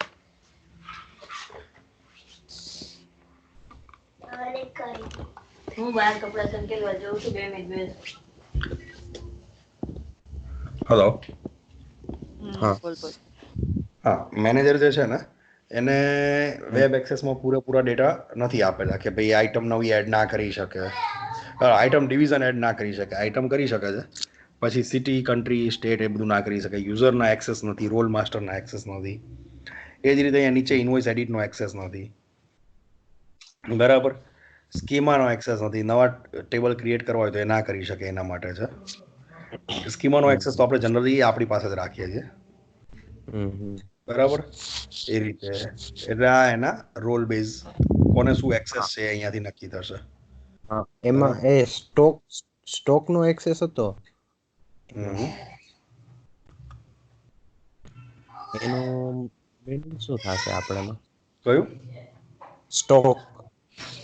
હા, ઓકે. આ છે ને, ઓકે, આમાં કેવું આવે છે કે અહીંયા જે આ મેઇન બતાવ્યું હોય ને એ પણ એઝ અ મેનુ કન્સિડર કરે છે. ઓકે એટલે આ સ્ટોક ને એની અંદર સ્ટોક રિક્વેસ્ટ ટ્રાન્સફર, એટલે હું આ એક્સેસ જ કાઢ નાખું તો આ મેનુ જ નહીં આવે અહીંયા. હવે જેમ કે અહીંયા છે ને આ આઉટલેટ સિંક અને સિંક ડેટા છે ને, એવું જ અહીંયા એક બીજું આવશે સ્કીમા, જે કોને આવશે? ખાલી એડમિનિસ્ટ્રેટર યુઝરને આવશે. તો અહીંયા મેં સ્કીમા જે છે ને એ નથી રાખેલો, બરાબર. આ સ્કીમા રાખીશ તો અહીંયા મેઇનમાં બટન આવશે, નહીતર નહીં આવે. એટલે હું સ્ટોક કાઢ નાખીશ તો આ સ્ટોક મેઇન બટન જ નીકળી જશે. એની અંદરના પછી તો ક્યાંથી દેખાશે એના જેવું છે, એટલે એનો એક્સેસ છે. બરાબર. પછી યુઝર રોલ, એ જ રીતે યુઝર ગ્રુપ, કે આ યુઝર કયા ગ્રુપનો છે, સિમ્પલ આઈડેન્ટિફિકેશન છે, એની અંદર બીજું કંઈ છે નહીં. એ જ રીતે સબ ગ્રુપ ને પછી સીધું યુઝર માસ્ટર. યુઝર માસ્ટર જે બન્યું, સો અહીંયા લેટ્સ આ યુઝર ઓપન કરું, મેનેજર નામનો, એનો યુઝર કોડ, એનો એમ્પ્લોય નંબર, જે બી નાખો એનો યુઝર નેમ, એનો રોલ શું છે, આ જે રોલ હશે એ પ્રમાણે એનો ઓથોરાઇઝેશન સેટ થશે, જે રોલ માસ્ટરમાં છે એ પ્રમાણે. પછી યુઝર ગ્રુપ, સબ ગ્રુપ તો જે કરે, આ યુઝરનો મેનેજર કોણ છે, દેટ ઇઝ બી ઓકે. યુઝરનું એડ્રેસ ને દેટ ઇઝ આ જસ્ટ ખાલી ઇન્ફોર્મેશન પર્પઝ છે. અને આ યુઝરનો પાસવર્ડ શું છે, અહીંયા એનો પાસવર્ડ આવી જશે, જે એના વેબ એક્સેસમાં કે ડેસ્કટોપ એક્સેસમાં જે એનો પાસવર્ડ છે, અહીંયા જે પાસવર્ડ લખીશ એ પ્રમાણે એનો પાસવર્ડ સેટ થશે. ઓકે, બરાબર. ઓકે. એ સિવાય બીજું એવું છે કે આ યુઝરને કેટલા આઉટલેટના એક્સેસ છે. તો આ યુઝરને અહીંયા હું ક્લિક કરીશ આઉટલેટ મેપ ઉપર, તો બતાવશે કે આ યુઝરને ખાલી આ એક જ આઉટલેટનો એક્સેસ છે, રાજસ્થાન આઈસ્ક્રીમ. ટોટલ મેં 4 આઉટલેટ બનાવેલા છે, demo outlet, Fitch, main outlet ને રાજસ્થાન. તો આ જે રાજ નામનો યુઝર છે એને ખાલી રાજસ્થાન આઈસ્ક્રીમનો જ એક્સેસ છે. હવે એ જ રીતે હું એસ એડમિનમાં જઈશ, તો એડમિન છે એને મેં ઓલ 4 ના એક્સેસ આપેલા છે. ઓકે, બરાબર. એટલે જે યુઝર લોગિન થશે એના એક્સેસ પ્રમાણે એના આઉટલેટમાં સેટ થશે, લોગિન થશે. બરાબર. સો આટલું ક્લિયર? ક્લિયર. હવે ટેક્સ કોડ ને પ્રાઇસ લિસ્ટ. ટેક્સ કોડમાં એવું છે કે મેં જેટલા બી ટેક્સ કોડ બનાવ્યા છે અહીંયાથી એડ ન્યૂ ટેક્સ કોડ કરું હું, એટલે સિમ્પલ જેમ ટેક્સ કોડ બનતો હોય કે ભાઈ ટેક્સ કોડ CGST 9% અને રેટ 9, બરાબર છે. એ રીતે આ બધા ટેક્સ કોડ બન્યા. હવે એની અંદર ટેક્સ સેગમેન્ટ આવે. હવે આ GST 18% છે, એમાં ટેક્સ સેગમેન્ટમાં જાઉં, બરાબર. તો એના સેગમેન્ટમાં શું છે, તો કે GST 18%ના 2 કોમ્પોનન્ટ છે, CGST 9 અને SGST 9. ઓકે, બરાબર. એ ક્યાંથી એડ કરવાના? મેં અહીંથી એડ કર્યા છે. 18% બનાવ્યું, એની અંદર અહીંયા સિલેક્ટ કર્યો કે આની અંદર કયું આવશે, તો બધા CGST 9 આવશે, અહીંયા એડ કરીશ એટલે એની અંદર પેલી લાઈન એડ થઈ જશે. એ જ રીતે પછી SGST 9 કરીશ, એની લાઈન એડ થઈ જશે. એટલે એ રીતે એડ કરીશ એટલે અહીંયા આ 2 લાઈન એડ થઈ ગઈ. ઓકે. એટલે જે મારું બિલ પ્રિન્ટ થયું અહીંયા, તો એની અંદર જે 99% નું જે બાયફર્ગેશન આપ્યું ને એને, એ મારા ટેક્સ મેપિંગમાંથી આપ્યું છે, આ મેં બતાવ્યું. બરાબર. અને આઈટમ આરે મેપ કરેલી હશે ને? રાઈટ. હવે એ બતાવું તમને.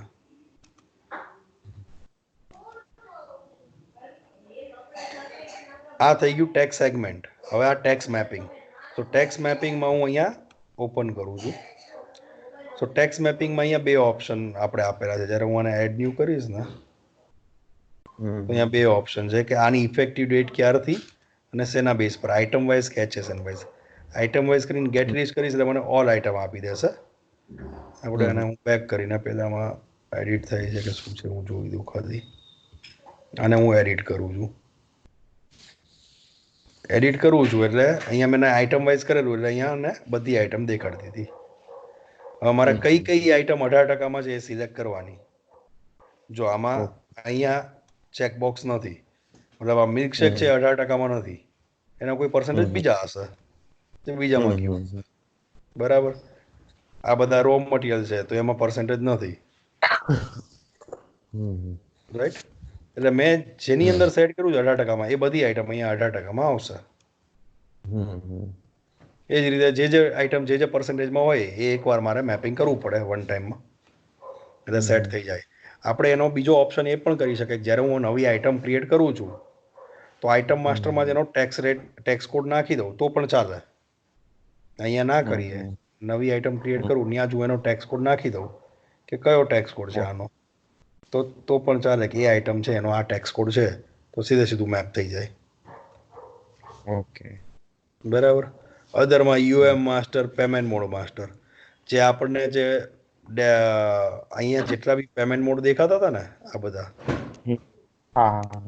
એ ક્યાંથી આવે છે? એ અહીંથી આવે છે. આ બધા કેશ, સ્વિગી, કાર્ડ, પેમેન્ટ અને એના શોર્ટ ઓર્ડર. મેં કેશમાં 1 આપ્યું છે, પછી કાર્ડમાં 2 છે, ભલે અહીંયા સ્વિગી અહીંયા 2 નંબર પર છે પણ એને 5 નંબર આપ્યો, તો શોર્ટ ઓર્ડર ઓટોમેટિકલી એ પ્રમાણે આવે છે. કેશ પછી કાર્ડ આવે છે, પછી પેટીએમ, ડાયનોટ, પછી સ્વિગી આવે છે. બરાબર.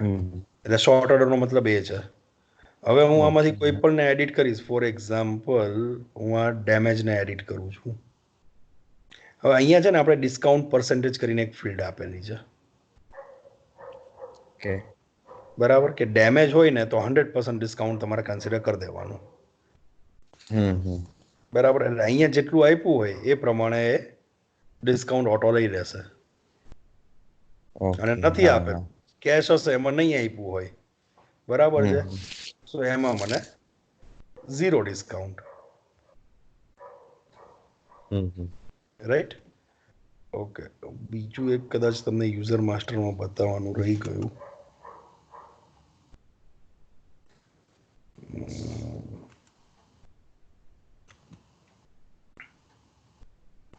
આ યુઝરને ડિસ્કાઉન્ટ પર્સન્ટેજની લિમિટ કેટલી છે? ઓકે, અહીંયા 100% બોલે, મતલબ 100% સુધી ડિસ્કાઉન્ટ આપી શકે. અહીંયા હું ખાલી 10% આપી દઉં ને, અથવા તો 0 આપું, તો આ યુઝર ડિસ્કાઉન્ટ 0% થી વધારે નહીં આપી શકે. હું 10 આપું તો 10% થી વધારે નહીં આપી શકે. બરાબર. એટલે જે યુઝરને મેં લોગિન રાઇટ્સ આપેલો છે, બિલ બનાવે છે, એને મેં આપ્યું છે ભાઈ તારે ડિસ્કાઉન્ટ આપવું હોય તો તું મેક્સિમમ 10% નું ડિસ્કાઉન્ટ આપી શકીશ, એનાથી વધારે નહીં. ઓકે, બરાબર. એટલે એ પણ આપણે અહીંયા ડાયનામિક જ સેટ કરેલું છે. એવું નહીં કે તમારે ગમે ત્યારે ગમે એને જેટલું બી ડિસ્કાઉન્ટ આપવું એ આપી શકે. રાઈટ.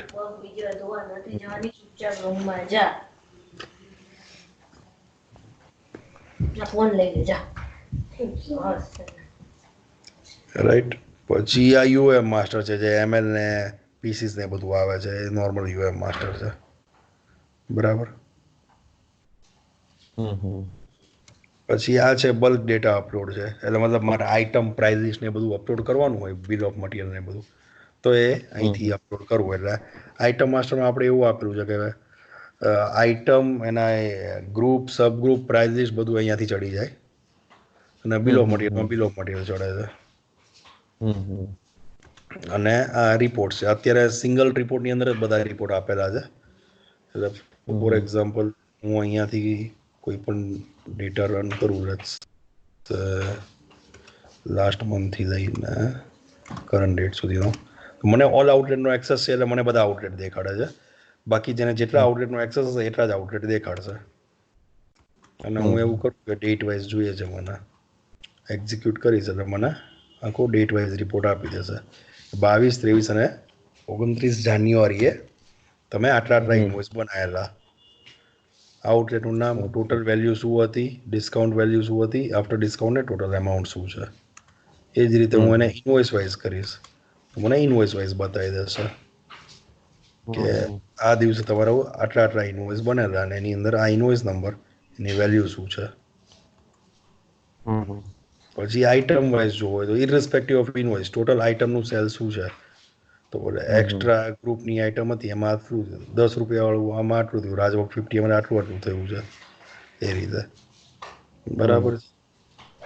પછી હું એવું જોઉં ઇનવોઇસ પ્લસ આઈટમ વાઇઝ, આ ઇનવોઇસમાં કઈ કઈ આઈટમનું સેલ થયું. આ એક ઇનવોઇસ, આ અમુક પેલા ડમી ડેટા હતા એટલે એ રીતે સેટ થયું હશે. બાકી આ પર્ટિક્યુલર ઇનવોઇસની અંદર કઈ કઈ આઈટમ ગઈ છે, આ ઇનવોઇસમાં આ આઈટમ ગઈ, આ ઇનવોઇસમાં આ આઈટમ ગઈ, એવું તમને બતાવશે. આ ઇન્વોઇસમાં 3 આઈટમ હતી, આ ઇન્વોઇસમાં 2 આઈટમ હતી, એમ, અને એની વેલ્યુ સાથે. આફ્ટર ધ સ્ટોક સ્ટેટમેન્ટ, મારી પાસે શું સ્ટોક પડેલો છે મને જોવો હોય તો મને સ્ટોક સ્ટેટમેન્ટ બતાવશે. ટોટલ આ આઈટમનું ઓપનિંગ, ઇનવર્ડ, આઉટવર્ડ અને ક્લોઝિંગ શું શું પડેલું છે એ આખું મને ડિટેલ્સ આપશે. પછી આઈટમ માસ્ટર, બોમ્બ માસ્ટર એ છે. પેમેન્ટ મોડ વાઇઝ મને આખું જોવું હોય તો આ ડેટ પર કેશ કલેક્શન કેટલું હતું, કાર્ડ, પેટીએમ, ડાઇનઆઉટ, સ્વિગી, એફઓસીમાં કેટલું ગયું હતું, છેલ્લે ટોટલ મારું ટોટલ કેટલું આવ્યું, એટલે મને ડેટ વાઇઝ આખું બતાવી દેશે collection, date wise, payment mode wise. Daily stock, રોજે રોજનો સ્ટોક શું હતો જે તે દિવસનો એ જોવું હોય તો એ મને બતાવશે કે ભાઈ 22 જાન્યુઆરીએ સ્ટોક મારો આટલો આટલો હતો, ઓપનિંગ, ઇનવર્ડ, આઉટવર્ડ ને ક્લોઝિંગમાં. પછી 23 આ રીતે હતું, 29 આ રીતે હતું, એ રીતે મને. પ્રોડક્શન રિપોર્ટ એવો છે કે જેટલી બી ઓપન રિક્વેસ્ટ પડી હશે તો એ આઉટલેટ વાઇઝ મને દેખાડશે કે આ 1 ફેબ્રુઆરીની આ એક આઈટમની ઓપન રિક્વેસ્ટ પડી જાય. એટલે ટોટલ શું છે, 4 આઉટલેટ હોય, 4 આઉટલેટે મને એક્સ્ટ્રા 10ની રિક્વેસ્ટ આપેલી છે. તો મારે એનું જો પ્રોડક્શન કરવાનું, 4 આઉટલેટે મને સમજો કે ભાઈ રાજભોગની રિક્વેસ્ટ આપેલી છે કે ટોટલ મને રાજભોગ છે 50 બોક્સ બનાવવાના છે 4 આઉટલેટમાં, તો એનો ટોટલ આવી જશે અહીંયા કે ભાઈ આ રાજસ્થાન આઈસ્ક્રીમમાં કેવી કેવી બનાવવાનું છે. હું અહીંયા રાજસ્થાન સિલેક્ટ નહીં કરું ને ઓલ આઉટલેટ કરીશ તો મને ઓલ આઉટનો સમ આપશે. અહીંયા તો અત્યારે એક જ છે, એટલે રાજસ્થાનમાંથી એક આવ્યો હોય, ફીચમાંથી 5 આવ્યું હોય, તો અહીંયા ટોટલ મને 6 બતાવશે. ટોટલ 6 પ્રોડક્શન કરવાના છે એમ. એટલે મને ખબર પડે કે મારે ટોટલ મેન્યુફેક્ચરિંગ કેટલું કરવું છે, પ્રોડક્શન કેટલું કરવું છે એના બેઝ પર રિક્વેસ્ટ. બરાબર. સો આ રીતના રિપોર્ટ્સ છે. આવું છે. આમાં કઈ ક્વેશ્ચન હતો? ના. બેલા? ના હેપી, ઓલમોસ્ટ ક્લિયર.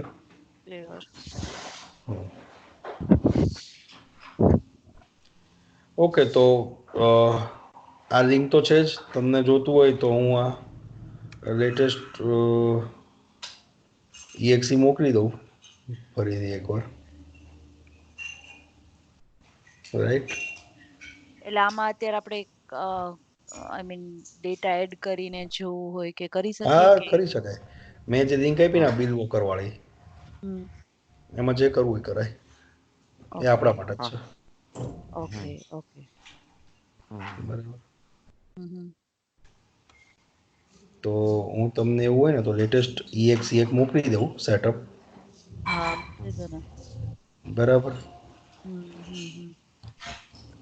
એમાં ખાલી પેલું આ જે મેનુ છે ને સ્ટોક ટ્રાન્સફર વાળું, એ એક નહીં કરતા અત્યારે, ડેવલપમેન્ટમાં છે, એટલે એ બાકી છે, અંડર ડેવલપમેન્ટ છે. બાકી તો બધું ચાલશે તમારા. ઓકે ઓકે, એક જ મિનિટ આપી દો એટલે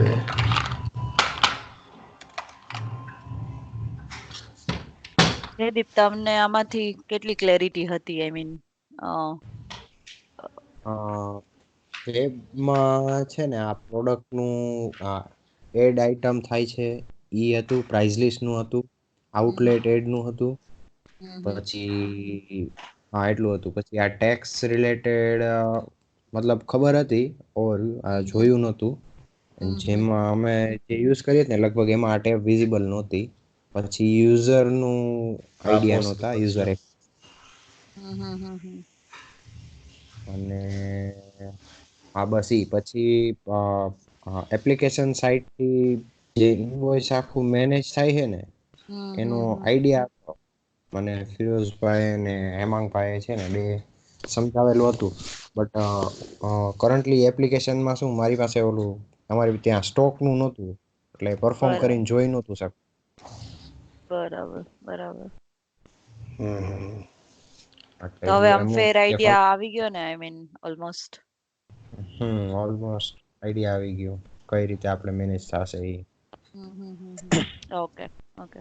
આમાં છે ને મેજર વસ્તુ એ જ જોવાની છે કે મારું સ્ટોક જે મેનેજ થાય ને એ ઇન આઉટ જેટલી વાર થાય એ રીતે પ્રોપર થવો જોઈએ. હા. કંઈ પણ પ્લસ માઇનસ થાય તો એ પ્રોપર પ્લસ માઇનસ થવું જોઈએ. કારણ કે that is the major one. જ્યારે સિંગલ 1 to 1 હશે ત્યારે વાંધો નહીં આવે, પણ જ્યારે બોમ્બ વાળી આઈટમ હશે ને હા એટલે ઈ ત્યારે બોમ્બ વાળું થોડું ઈ એક કોમ્પ્લેક્સિટી મને મને પણ લાગે છે. I mean obviously yes, that is the logic કે એ જ કોમ્પ્લેક્સ છે, બાકી તો નોર્મલ થઈ ગયું સાવ. રાઈટ.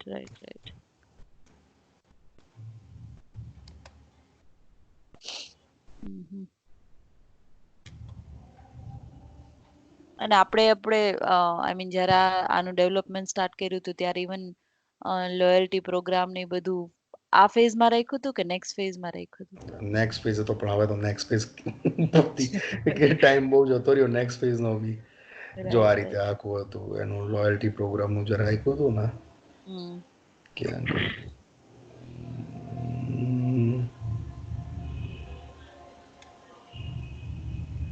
એનું નેક્સ્ટ વર્ઝન 2.0 કરીને આ લોયલ્ટી માસ્ટર છે, હા બરાબર, કે ભાઈ આ કસ્ટમર ગ્રુપ છે જે તું પૂછતો હતો ને જયદીપ, ગ્રુપનું શું કઈ રીતે છે, તો આ કસ્ટમર ગ્રુપમાં લેટ્સ સે 100 રૂપીસની ઇનવોઇસ વેલ્યુ છે, 1 રૂપીસની ઇનવોઇસ વેલ્યુ પર કેટલા પોઈન્ટ દેવા છે તારે? લેટ્સ સે 100 રૂપીસની ઇનવોઇસ વેલ્યુ પર 1 પોઈન્ટ હોય અને 1 પોઈન્ટની વેલ્યુ શું, તો કે 1 પોઈન્ટ ઇક્વલ ટુ 1 રૂપી ઓર 1 પોઈન્ટ ઇક્વલ ટુ 10 રૂપી ઓર 10 પોઈન્ટ ઇક્વલ ટુ 1 રૂપી, જે રીતે થવું હોય. અને મિનિમમ રિડેમ્પશન કેટલું, તો કે મિનિમમ રિડમ્પશન વેલ્યુ છે તો 100 રૂપીસ થાય પછી જ હું પોઈન્ટ રિડીમ કરી શકું, ત્યાં સુધી નહીં. એટલે આ એક માસ્ટર સેટ કરી દીધું, બરાબર. પછી જ્યારે બી મારું ઇનવોઇસ બને તો અહીંયા એક આપણે ઓપ્શન આપ્યો છે કે મારું જ્યારે બી ઇનવોઇસ બને ને, જો આ મારી ઇનવોઇસ સ્ક્રીન છે, this is my invoice screen, બરાબર. હવે જ્યારે મારું ઇનવોઇસ બને ને ત્યારે અહીંયા પેમેન્ટ મોડ છે. પેમેન્ટ મોડમાં હું મલ્ટીમાં જઈશ ને એટલે મારી આ પેમેન્ટની સ્ક્રીન ઓપન થશે. મારી આ આખી સ્ક્રીન ઓપન થશે, રાઈટ. એની અંદર મારા અવેલેબલ પોઈન્ટ્સ હશે, અહીંયા ઓટોમેટિક આવી જશે જેટલા મારા અવેલેબલ પોઈન્ટ્સ થયા હશે. મારું કસ્ટમરનું ડિટેલ્સ નાખીશ એના બેઝ પરથી, એમાંથી રિડીમેબલ કોઈ પોઈન્ટ હશે કે મારી પાસે લેટ્સ સે 100 પોઈન્ટ્સ અવેલેબલ છે, એમાંથી રિડીમેબલ કેટલા, તો કે 90 રિડીમેબલ છે. પોઈન્ટ્સ ટુ રિડીમ કેટલા કરવા છે, મારે 50 પોઈન્ટ રિડીમ કરવા છે. 50 પોઈન્ટની વેલ્યુ ઓટોમેટિક કેલ્ક્યુલેટ થશે કે ભાઈ 50 રૂપિયા છે એની વેલ્યુ, માનો કે હવે રિડીમ કરવા છે તો અહીંયા એક બટન આપીશ, જનરેટ ઓટીપી. એ ક્લિક કરશે એટલે એક ઓટીપી એના રજિસ્ટર્ડ મોબાઈલ નંબરમાં જશે. એ ઓટીપી મને આપશે, અહીંયા હું નાખીશ અને એને એપ્લાય કરીશ. એ જો વેરીફાઈ થયો મારા સર્વર જોડે, બરાબર છે, તો ઓટોમેટિકલી એની જે વેલ્યુ હતી રોયલ્ટી ડિસ્કાઉન્ટ એ અહીંયા છપાઈ જશે કે ભાઈ 50 રૂપિયા રોયલ્ટી ડિસ્કાઉન્ટ, 50 રૂપિયા મારું રોયલ્ટી ડિસ્કાઉન્ટ. ઇનવોઇસ વેલ્યુ મારી હતી 500 રૂપિયા, માંથી 50 રૂપિયા રોયલ્ટી ડિસ્કાઉન્ટ ગયું. એ સિવાય જો બીજું કંઈ હું એને ડિસ્કાઉન્ટ આપતો હોય તો એ ડિસ્કાઉન્ટ અહીંયા જે આપણે પેલું 12 મૂકેલું છે અત્યારે, બરાબર છે. એટલે ફાઇનલ આફ્ટર ડિસ્કાઉન્ટ વેલ્યુ શું થઈ, તો કે 500 માઇનસ 50 એટલે 450. આ કોઈ ડિસ્કાઉન્ટ નથી આપ્યું, માનો કે આમાં 100 રૂપિયા ડિસ્કાઉન્ટ આપ્યું તો 350 રેફરન્સ બાય રિમાર્ક્સ. હવે પેમેન્ટ કરું છું તો શેનાથી કરું છું, તો અહીંયા બી મલ્ટી પેમેન્ટ મોડ આપેલા છે કે હું લેટ્સ સે 100 રૂપિયા પેટીએમથી કરું છું કારણ કે એમાં મને 20 રૂપિયા કેશબેક છે અને બાકીના હું 250 રૂપિયા છે ને એ કેશ આપું છું, તો કાર્ડથી કરું છું. તો અહીંયા બી મલ્ટી પેમેન્ટ મોડ આપેલો છે, ઓકે, બરાબર. અને પછી હું જેવું સેવ કરીશ એટલે મારા 100 રૂપિયા કેશમાં એટલે પેટીએમમાં સેવ થશે અને 250 રૂપિયા કેશમાં સેવ થશે અને ઇનવોઇસનું ટોટલ 350 નું બિલ છે એ મારું પે થશે. એ રીતનું છે. એટલે ઓરિજિનલ વસ્તુ આવવાની છે આપણે. ઓકે. અને ઇનવોઇસમાં આપણે એવું દેખાડશું કે પેટીએમ ને કેશ થી પે થયેલા છે કે આપણે ના, અહીંયા બતાવીએ જો આપણે અહીંયા બતાવીએ પછી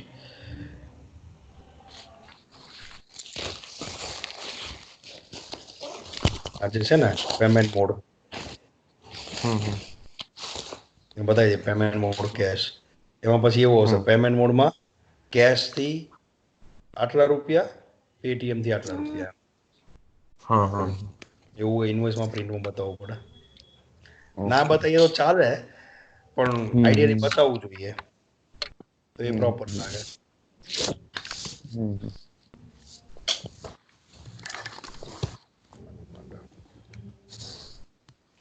બરાબર. આ wire frame be I guess છે તમારી પાસે કે નથી? મારી પાસે છે ને? મેં અહીંયા સ્ટોક કેલ્ક્યુલેશન નું લોજિક એ બધું લખેલું છે, કઈ રીત જાય છે, પ્લસ માઇનસ પણ ધેટ ઇઝ તો ઓકે. મારી પાસે બે ત્રણ વાયર ફ્રેમ છે, લેટેસ્ટ કઈ છે એ નથી ખબર. એકવાર અસાઇન કરી દે છે ને તો ડેટ ટાઈમ થી સેવ કરી લે. સારું, હું સેન્ડ કરી દઉં છું અત્યારે જે અને બંને.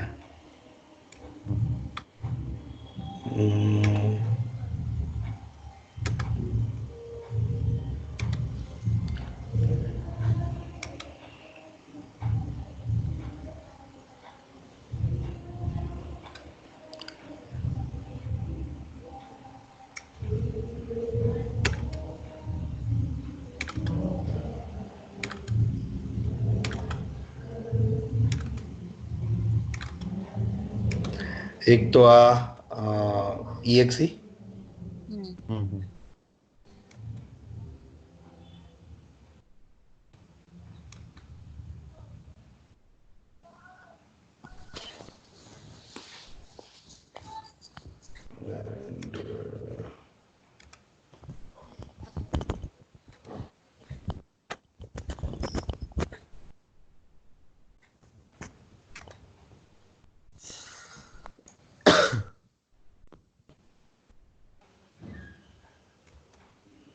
wire frame.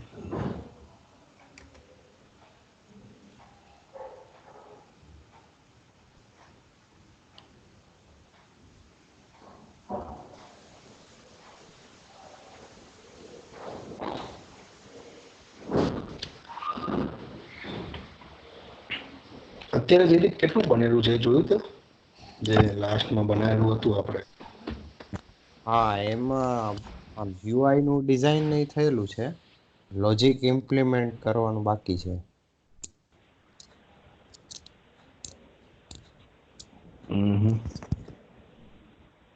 સો એમ ડિઝાઇન ક્રિએટ થયેલી છે. એટલે હેપીલ આપણે એવું વિચારતા હતા, અમે લોકો એવું વિચારતા હતા કે આપણે આને જનરિક બનાવીએ એમ, સ્પેસિફિક. એટલે અત્યારે કેમ આઈ મીન આપણે ઈ વિચારીએ કે આને જનરિક એટલે બધી રીતે આઈ મીન મલ્ટિપલ સ્ટોર્સ માટે યુઝ કરી શકાય એમ. હા, તો એવું જ છે. આજે આપણે બનાવ્યું છે એ જ પર્પસ બનાવ્યું છે કે જેનરિક જ આમાં આપણે કોઈ પણ માં ચાલશે. આપણો અત્યારે કસ્ટમર જે છે એ આઈસ્ક્રીમ વાળો છે, બરાબર, પણ આપણે તો એને કોઈ બી સ્ટોરમાં આપી શકીએ, સુપર મોલમાં બી આપી શકવું હોય તો આપી શકાય. એમાં થોડું હજી ડિફરન્ટ વર્ઝન કરવું પડે. અત્યારે સુપર મોલ નહીં, અત્યારે આપણે ખાલી એ કરીએ કે જે ચેઇન આઉટલેટ હોય અથવા તો સિંગલ આઉટલેટ હોય એ લોકોને આપીએ, તો એ પછી પીઝા વાળો હોય તો ચાલે, એ કેક વાળો હોય તો ચાલે, એ આઈસ્ક્રીમ વાળો હોય તો ચાલે, મતલબ એની single outlet, sorry, single outlet હશે તો એમાં ઇન્વેન્ટરી મેનેજમેન્ટ નું મોડ્યુલ આપણે ઇન્ટ્રોડ્યુસ કરવું પડે ને. લાઈક અત્યારે તો આમાં કેવું છે એમ નહીં, અત્યારે તો કઈ રીતે છે કે આપણે સ્ટોક રિક્વેસ્ટ થાય છે અને એ એડમિન ત્યાંથી એપ્રુવ કરે ને એવું. સપોઝ મારી એક શોપ છે અને હું હોલસેલર પાસેથી લઉં છું, બરોબર, તો મારે શું કહેવાય ઇન્વેન્ટરી કોઈ અપ્રૂવ નથી કરતું, તો જ્યારે હું લઈ આવું છું ત્યારે થાય છે. બરાબર છે. તો એવા કેસમાં એટલે એ કેસમાં એવું થાય કે અત્યારે જે આપણે બનાવ્યું છે ચાલે તો ખરું, થોડું એને વર્ક અરાઉન્ડ દેખાડવું પડે કે ભાઈ તું જ્યારે ટ્રાન્સફર કરે છે, મતલબ રિક્વેસ્ટ નાખું છું કે ભાઈ મારે આટલું આટલું જોઈએ છે, હવે એ રિક્વેસ્ટ છે એ કોઈ ઓથોરાઇઝ પર્સન એપ્રૂવ કરશે? કારણ કે મેં તો કહી દઉં મને આટલું આટલું વસ્તુ જોઈએ છે, હવે એ કોની પાસેથી આવ્યું ને ક્યારે આવ્યું એ લઈને કોઈ ઓથોરાઇઝ પર્સન મને અસાઇન કરશે, પછી મને મળશે. અને બાકી આપણે એવું કરવું પડે કે જે રિસિપ્ટ કર્યું છે ને એ ડાયરેક્ટ રિસિપ્ટનો બી એક ઓપ્શન આપવો પડે, ત્યાં ઉપર વેન્ડર સિલેક્શન આપી દેવું પડે.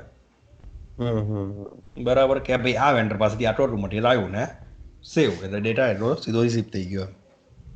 ઓકે, હા એ બરોબર. હા બરાબર, એવું થાય. એટલે આની અંદર આવે તો ઘણું મલ્ટિપલ આવે બધું. મારું પરચેસ જે છે મારા વેન્ડર મેનેજ કરવા હોય તો વેન્ડર માસ્ટર બી આવે ને એની અંદરથી હું વેન્ડરના પ્રાઇઝિસ બી મેનેજ કરી શકું. અથવા તો મારે વેન્ડર વાઇઝ પ્રાઇઝિસ ના કરવા હોય, મારા પરચેસ વાઇઝ પ્રાઇઝિસ કરવા હોય તો પરચેસ પ્રાઇઝિસ આપણે અલગથી આપેલું જ છે, તો ત્યાંથી બી મેનેજ થાય. એટલે એકવાર શું છે કે એક મોડ્યુલ આખું બની જાય, એક વર્ઝન બની જાય પછી એની અંદર બીજા એડ કરી શકાય. અને આ જેનરિકમાં અત્યારે એવું બને કે જ્યાં પણ મારે કોઈ એડિશનલ આઈડેન્ટિફાયર નથી જોતા, એ બધા સ્ટોરમાં ચાલે કે જ્યાં મને બારકોડ ઇનેબલ હોય. બરાબર, એવા બધા સ્ટોરમાં ચાલે. હવે એવા સ્ટોર છે, ફોર એક્ઝામ્પલ કોઈ કપડાનો સ્ટોર છે તો ત્યાં ના ચાલે આપણું. કેમ? કારણ કે ત્યાં સાઇઝ, કલર એ બધા વેરિયન્ટ જોઈએ જે અત્યારે નથી આપણા. બરાબર, સેમ વસ્તુ શૂઝનો સ્ટોર હોય તો ત્યાં ના ચાલે. ફૂટવેર, સો એપરલ અને ફૂટવેરની અંદર એનું વર્ઝન અલગ હોય. પણ એપરલ ફૂટવેર સિવાય બાકી બધી જ જગ્યાએ ચાલે. અને કોઈ ઇલેક્ટ્રિક શોપ હોય તો ત્યાં સિરિયલ નંબર હોય જ. માનો કે ટીવી, ફ્રીજ આવી કોઈ હોય તો એનો સિરિયલ નંબર હોય તો સિરિયલ નંબર ઉપરથી એનો બારકોડ બની જાય અને બારકોડ ઉપરથી ચાલે બધું. ઓકે, હા, બારકોડ ઉપર એવું કરી શકાય. અને બારકોડ ઉપરથી ચાલે. મેન્યુઅલી કરવા જાય તો થોડું પ્રોબ્લેમ થઈ શકે કે નહીં? સપોઝ આપણે આ આઇટમ ગ્રુપ ને સબ ગ્રુપ છે એને કોઈ ગ્રોસરી શોપ માટે એમ રાખીએ, સેમ શું કહેવાય, સેમ એક જ વસ્તુ મલ્ટિપલ બ્રાન્ડની મળતી હોય, ત્યાં આમાં થોડુંક આપણે ચેન્જીસ ડિઝાઇનમાં કરવા પડે કે નહીં? અરે થોડું ઘણું કરવું પડે, પણ એટલે ચાલે પણ ખરું. હું સમજુ છું કે હું એવું કરું કે ભાઈ મારી પાસે 4 પ્રોડક્ટની કેટેગરી છે. મારી પાસે મોબાઈલ છે, ટીવી છે, ફ્રીજ છે અને વોશિંગ મશીન છે. બરાબર, તો હું મોબાઈલ સિલેક્ટ કરું એટલે મારું ગ્રુપ મોબાઈલ થઈ ગયું. પછી એના સબ ગ્રુપમાં મેં બ્રાન્ડ આપી દીધી કે ભાઈ સેમસંગ, ઓપ્પો, વિવો, એપલ, એ રીતે મેં બ્રાન્ડ આપી દીધી. બરાબર, જે બ્રાન્ડમાં ક્લિક કરવું છે એમાં મને મારા લિસ્ટ ડાઉન થઈ જાય છે મોબાઈલ બધા. બરોબર, એમાં જે ક્લિક કરવું એ મારું સેલ થતું જાય છે. એટલે કરી શકાય, પણ એકચ્યુઅલ ના કહેવાય, બધા વર્ક અરાઉન્ડ કહેવાય. બાકી મોબાઈલમાં એમાં શું છે, IMEI નંબર હોય એટલે એના એ સિરિયલ નંબર છે, સિરિયલ નંબરથી જ જાય. એટલે એક જાતનું બારકોડ થઈ ગયું. એની અંદર આપણે આમાં એક ફીચર એડ કરવું પડે. આપણામાં અત્યારે સિરિયલ નંબર કે બેચ નંબર નથી, જે આપણે એડ કરવું પડે. કારણ કે આ બારકોડ જે મારો આઈટમ કોડ હોય, એક આઈટમની અંદર 500 સિરિયલ નંબર હોઈ શકે.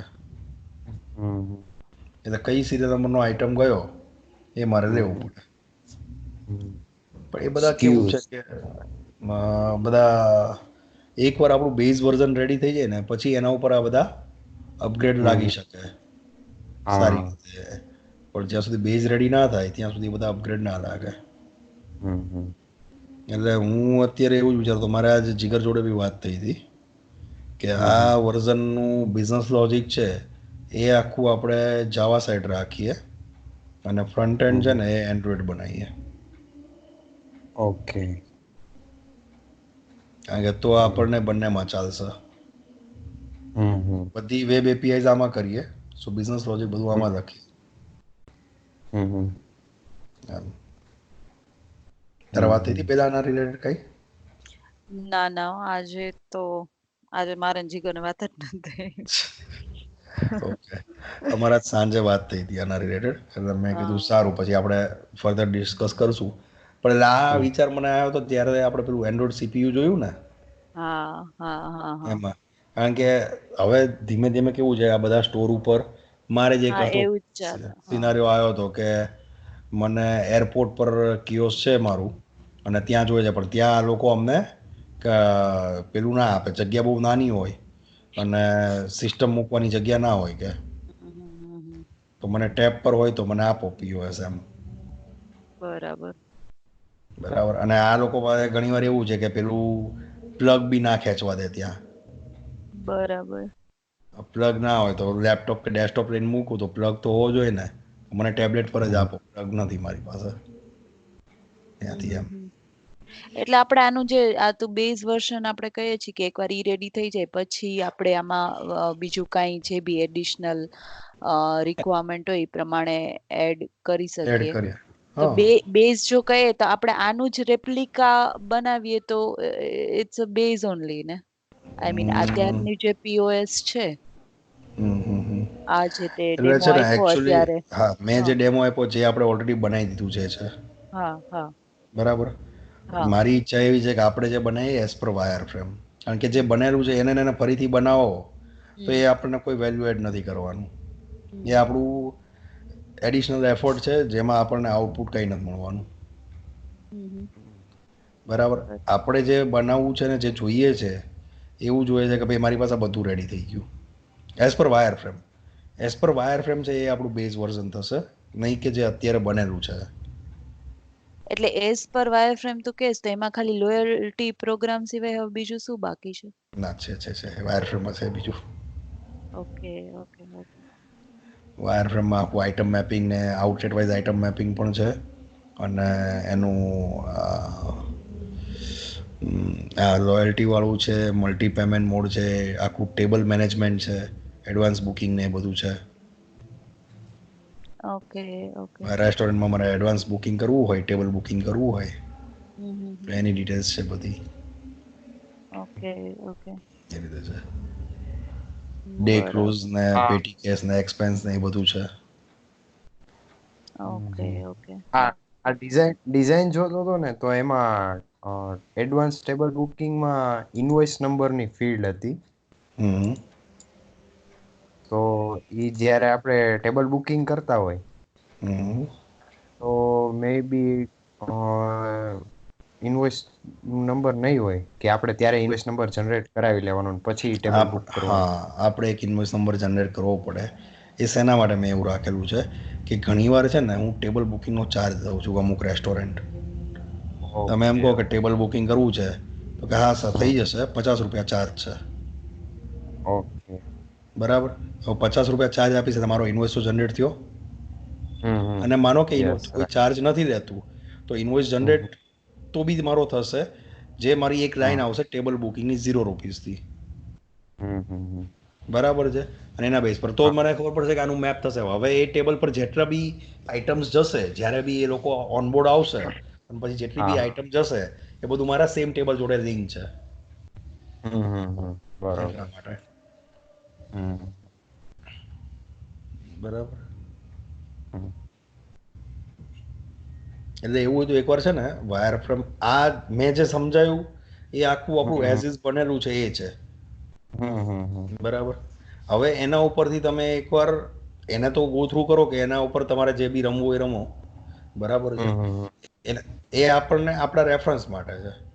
હવે એના પરથી આપણે બનાવવું છે શું તો એ આખું વાયર ફ્રેમમાં બનેલું છે. બરાબર. લોજિક જે જોતું હોય એક્ઝિસ્ટિંગમાં જે બી લોજિક જોતું હોય એ લોજિક બધું હું આપીશ, એમાં કોઈ પ્રોબ્લેમ નથી. પણ મારી ગણતરી એવી છે કે આને હવે આપણે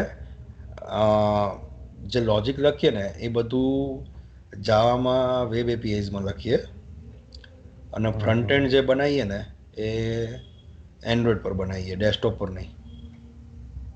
ઓકે. કારણ કે હવે ડેસ્કટોપમાં ટાઈમ ઇન્વેસ્ટ કરવાનું મન નથી બરાબર લાગતું. એટલે અત્યારે તો ડેસ્કટોપ નું આપણું યુઆઈ ઈ હા, એ રેડી થઈ બનેલું ગયું છે. પણ હવે એ છે ને પેલા સાચું કહું ને એ ટાઈમ જતો રહ્યો. આઈ નો. એટલે હવે એટલે હું શેના માટે કહું છું કે હવે ફરીથી હું ડેસ્કટોપમાં બીજો ટાઈમ ઇન્વેસ્ટ કરવાનો મતલબ નથી દેખાતો મને, એમ કહું છું. હજી જે એટલે ડેસ્કટોપમાં જે હવે યુઆઈ ખાલી બનેલું જો છે ને યુઆઈ તો બનેલું જ છે એટલે હવે જે કરવાનું છે આપણે બિઝનેસ લોજિક જ ઇમ્પ્લિમેન્ટ કરવાનું છે ને એમાં. બિઝનેસ લોજિક ઇમ્પ્લિમેન્ટ કરવાનું છે પણ આ યુઆઈમાં બી હજી તારે આમાં એડ કરીશ ને વાયર ફ્રેમ પ્રમાણે જોવા જઈશ ને પછી બીજું ઘણું યુઆઈ બાકી રહેશે એમ. રાઈટ. બરાબર. તો હવે એ બધું યુઆઈ હું પાછો ડેસ્કટોપમાં બી કરું. બરાબર. તેનો મતલબ નથી રહેતો. હું બેમાં શું કામ કરું? પછી તો આપણો પર્પઝ એ છે ઓલામાં જવું છે. બરાબર. તો એ આપણને એમ નહીં, પણ જ્યાં જ્યાં જ્યાં લોકો ટેબ્લેટ કે યુઝ નથી કરતા, જેને ઓલરેડી સિસ્ટમ છે જ એમ, તો એની માટે સીપીયુ આપી દઈશું આપણે. બરાબર. એ જોયું પછી જ મને એ વિચાર આવ્યો. બાકી તો ડેસ્કટોપ ને એન્ડ્રોઇડ બે બનાવવાની વાત હતી જ્યારે આપણે ઓરિજિનલ વાત કરી હતી ને ત્યારે, કે પહેલા ડેસ્કટોપ બનાવી દઈએ અને પછી આપણે એની મોબાઈલ એપ આપશું એમ. બરાબર. પણ હવે આ જોયું પછી એવું થાય છે કે તો પછી આપણે ડબલ મહેનત કેમ કરીએ, અને એન્ડ્રોઇડ સીપીયુ ની કોસ્ટ બી એવી નથી. બરાબર બરાબર બરાબર. તો એડવાન્સ ટેકનોલોજી પર જ એને આપીએ તો that is better for us અને ધેમ બોથ. બરાબર. એટલે એક વર્ષ ખાલી સ્ટડી કરી લો, સ્ટડી કરીને પછી નક્કી કરીએ કે ભાઈ શું એફર્ટ્સ છે, કઈ રીતે છે, પછી એને પ્લાનિંગ ચાલુ કરીએ. Sure sure. બરાબર ને? વાંધો નહીં, ચોક્કસ. ડન છે. Okay okay okay, fine fine. ચલો. ઓકે, ચલો. Bye, okay, good night. Thank you. હા, બાય રાઈટ બાય. ચલો. રાઈટ. જયદીપ, રેકોર્ડિંગ એકવાર શેર કરી દેજે ને રેફરન્સ માટે. હા હા હા હા. હા ને? હા, ઓકે, ચલો.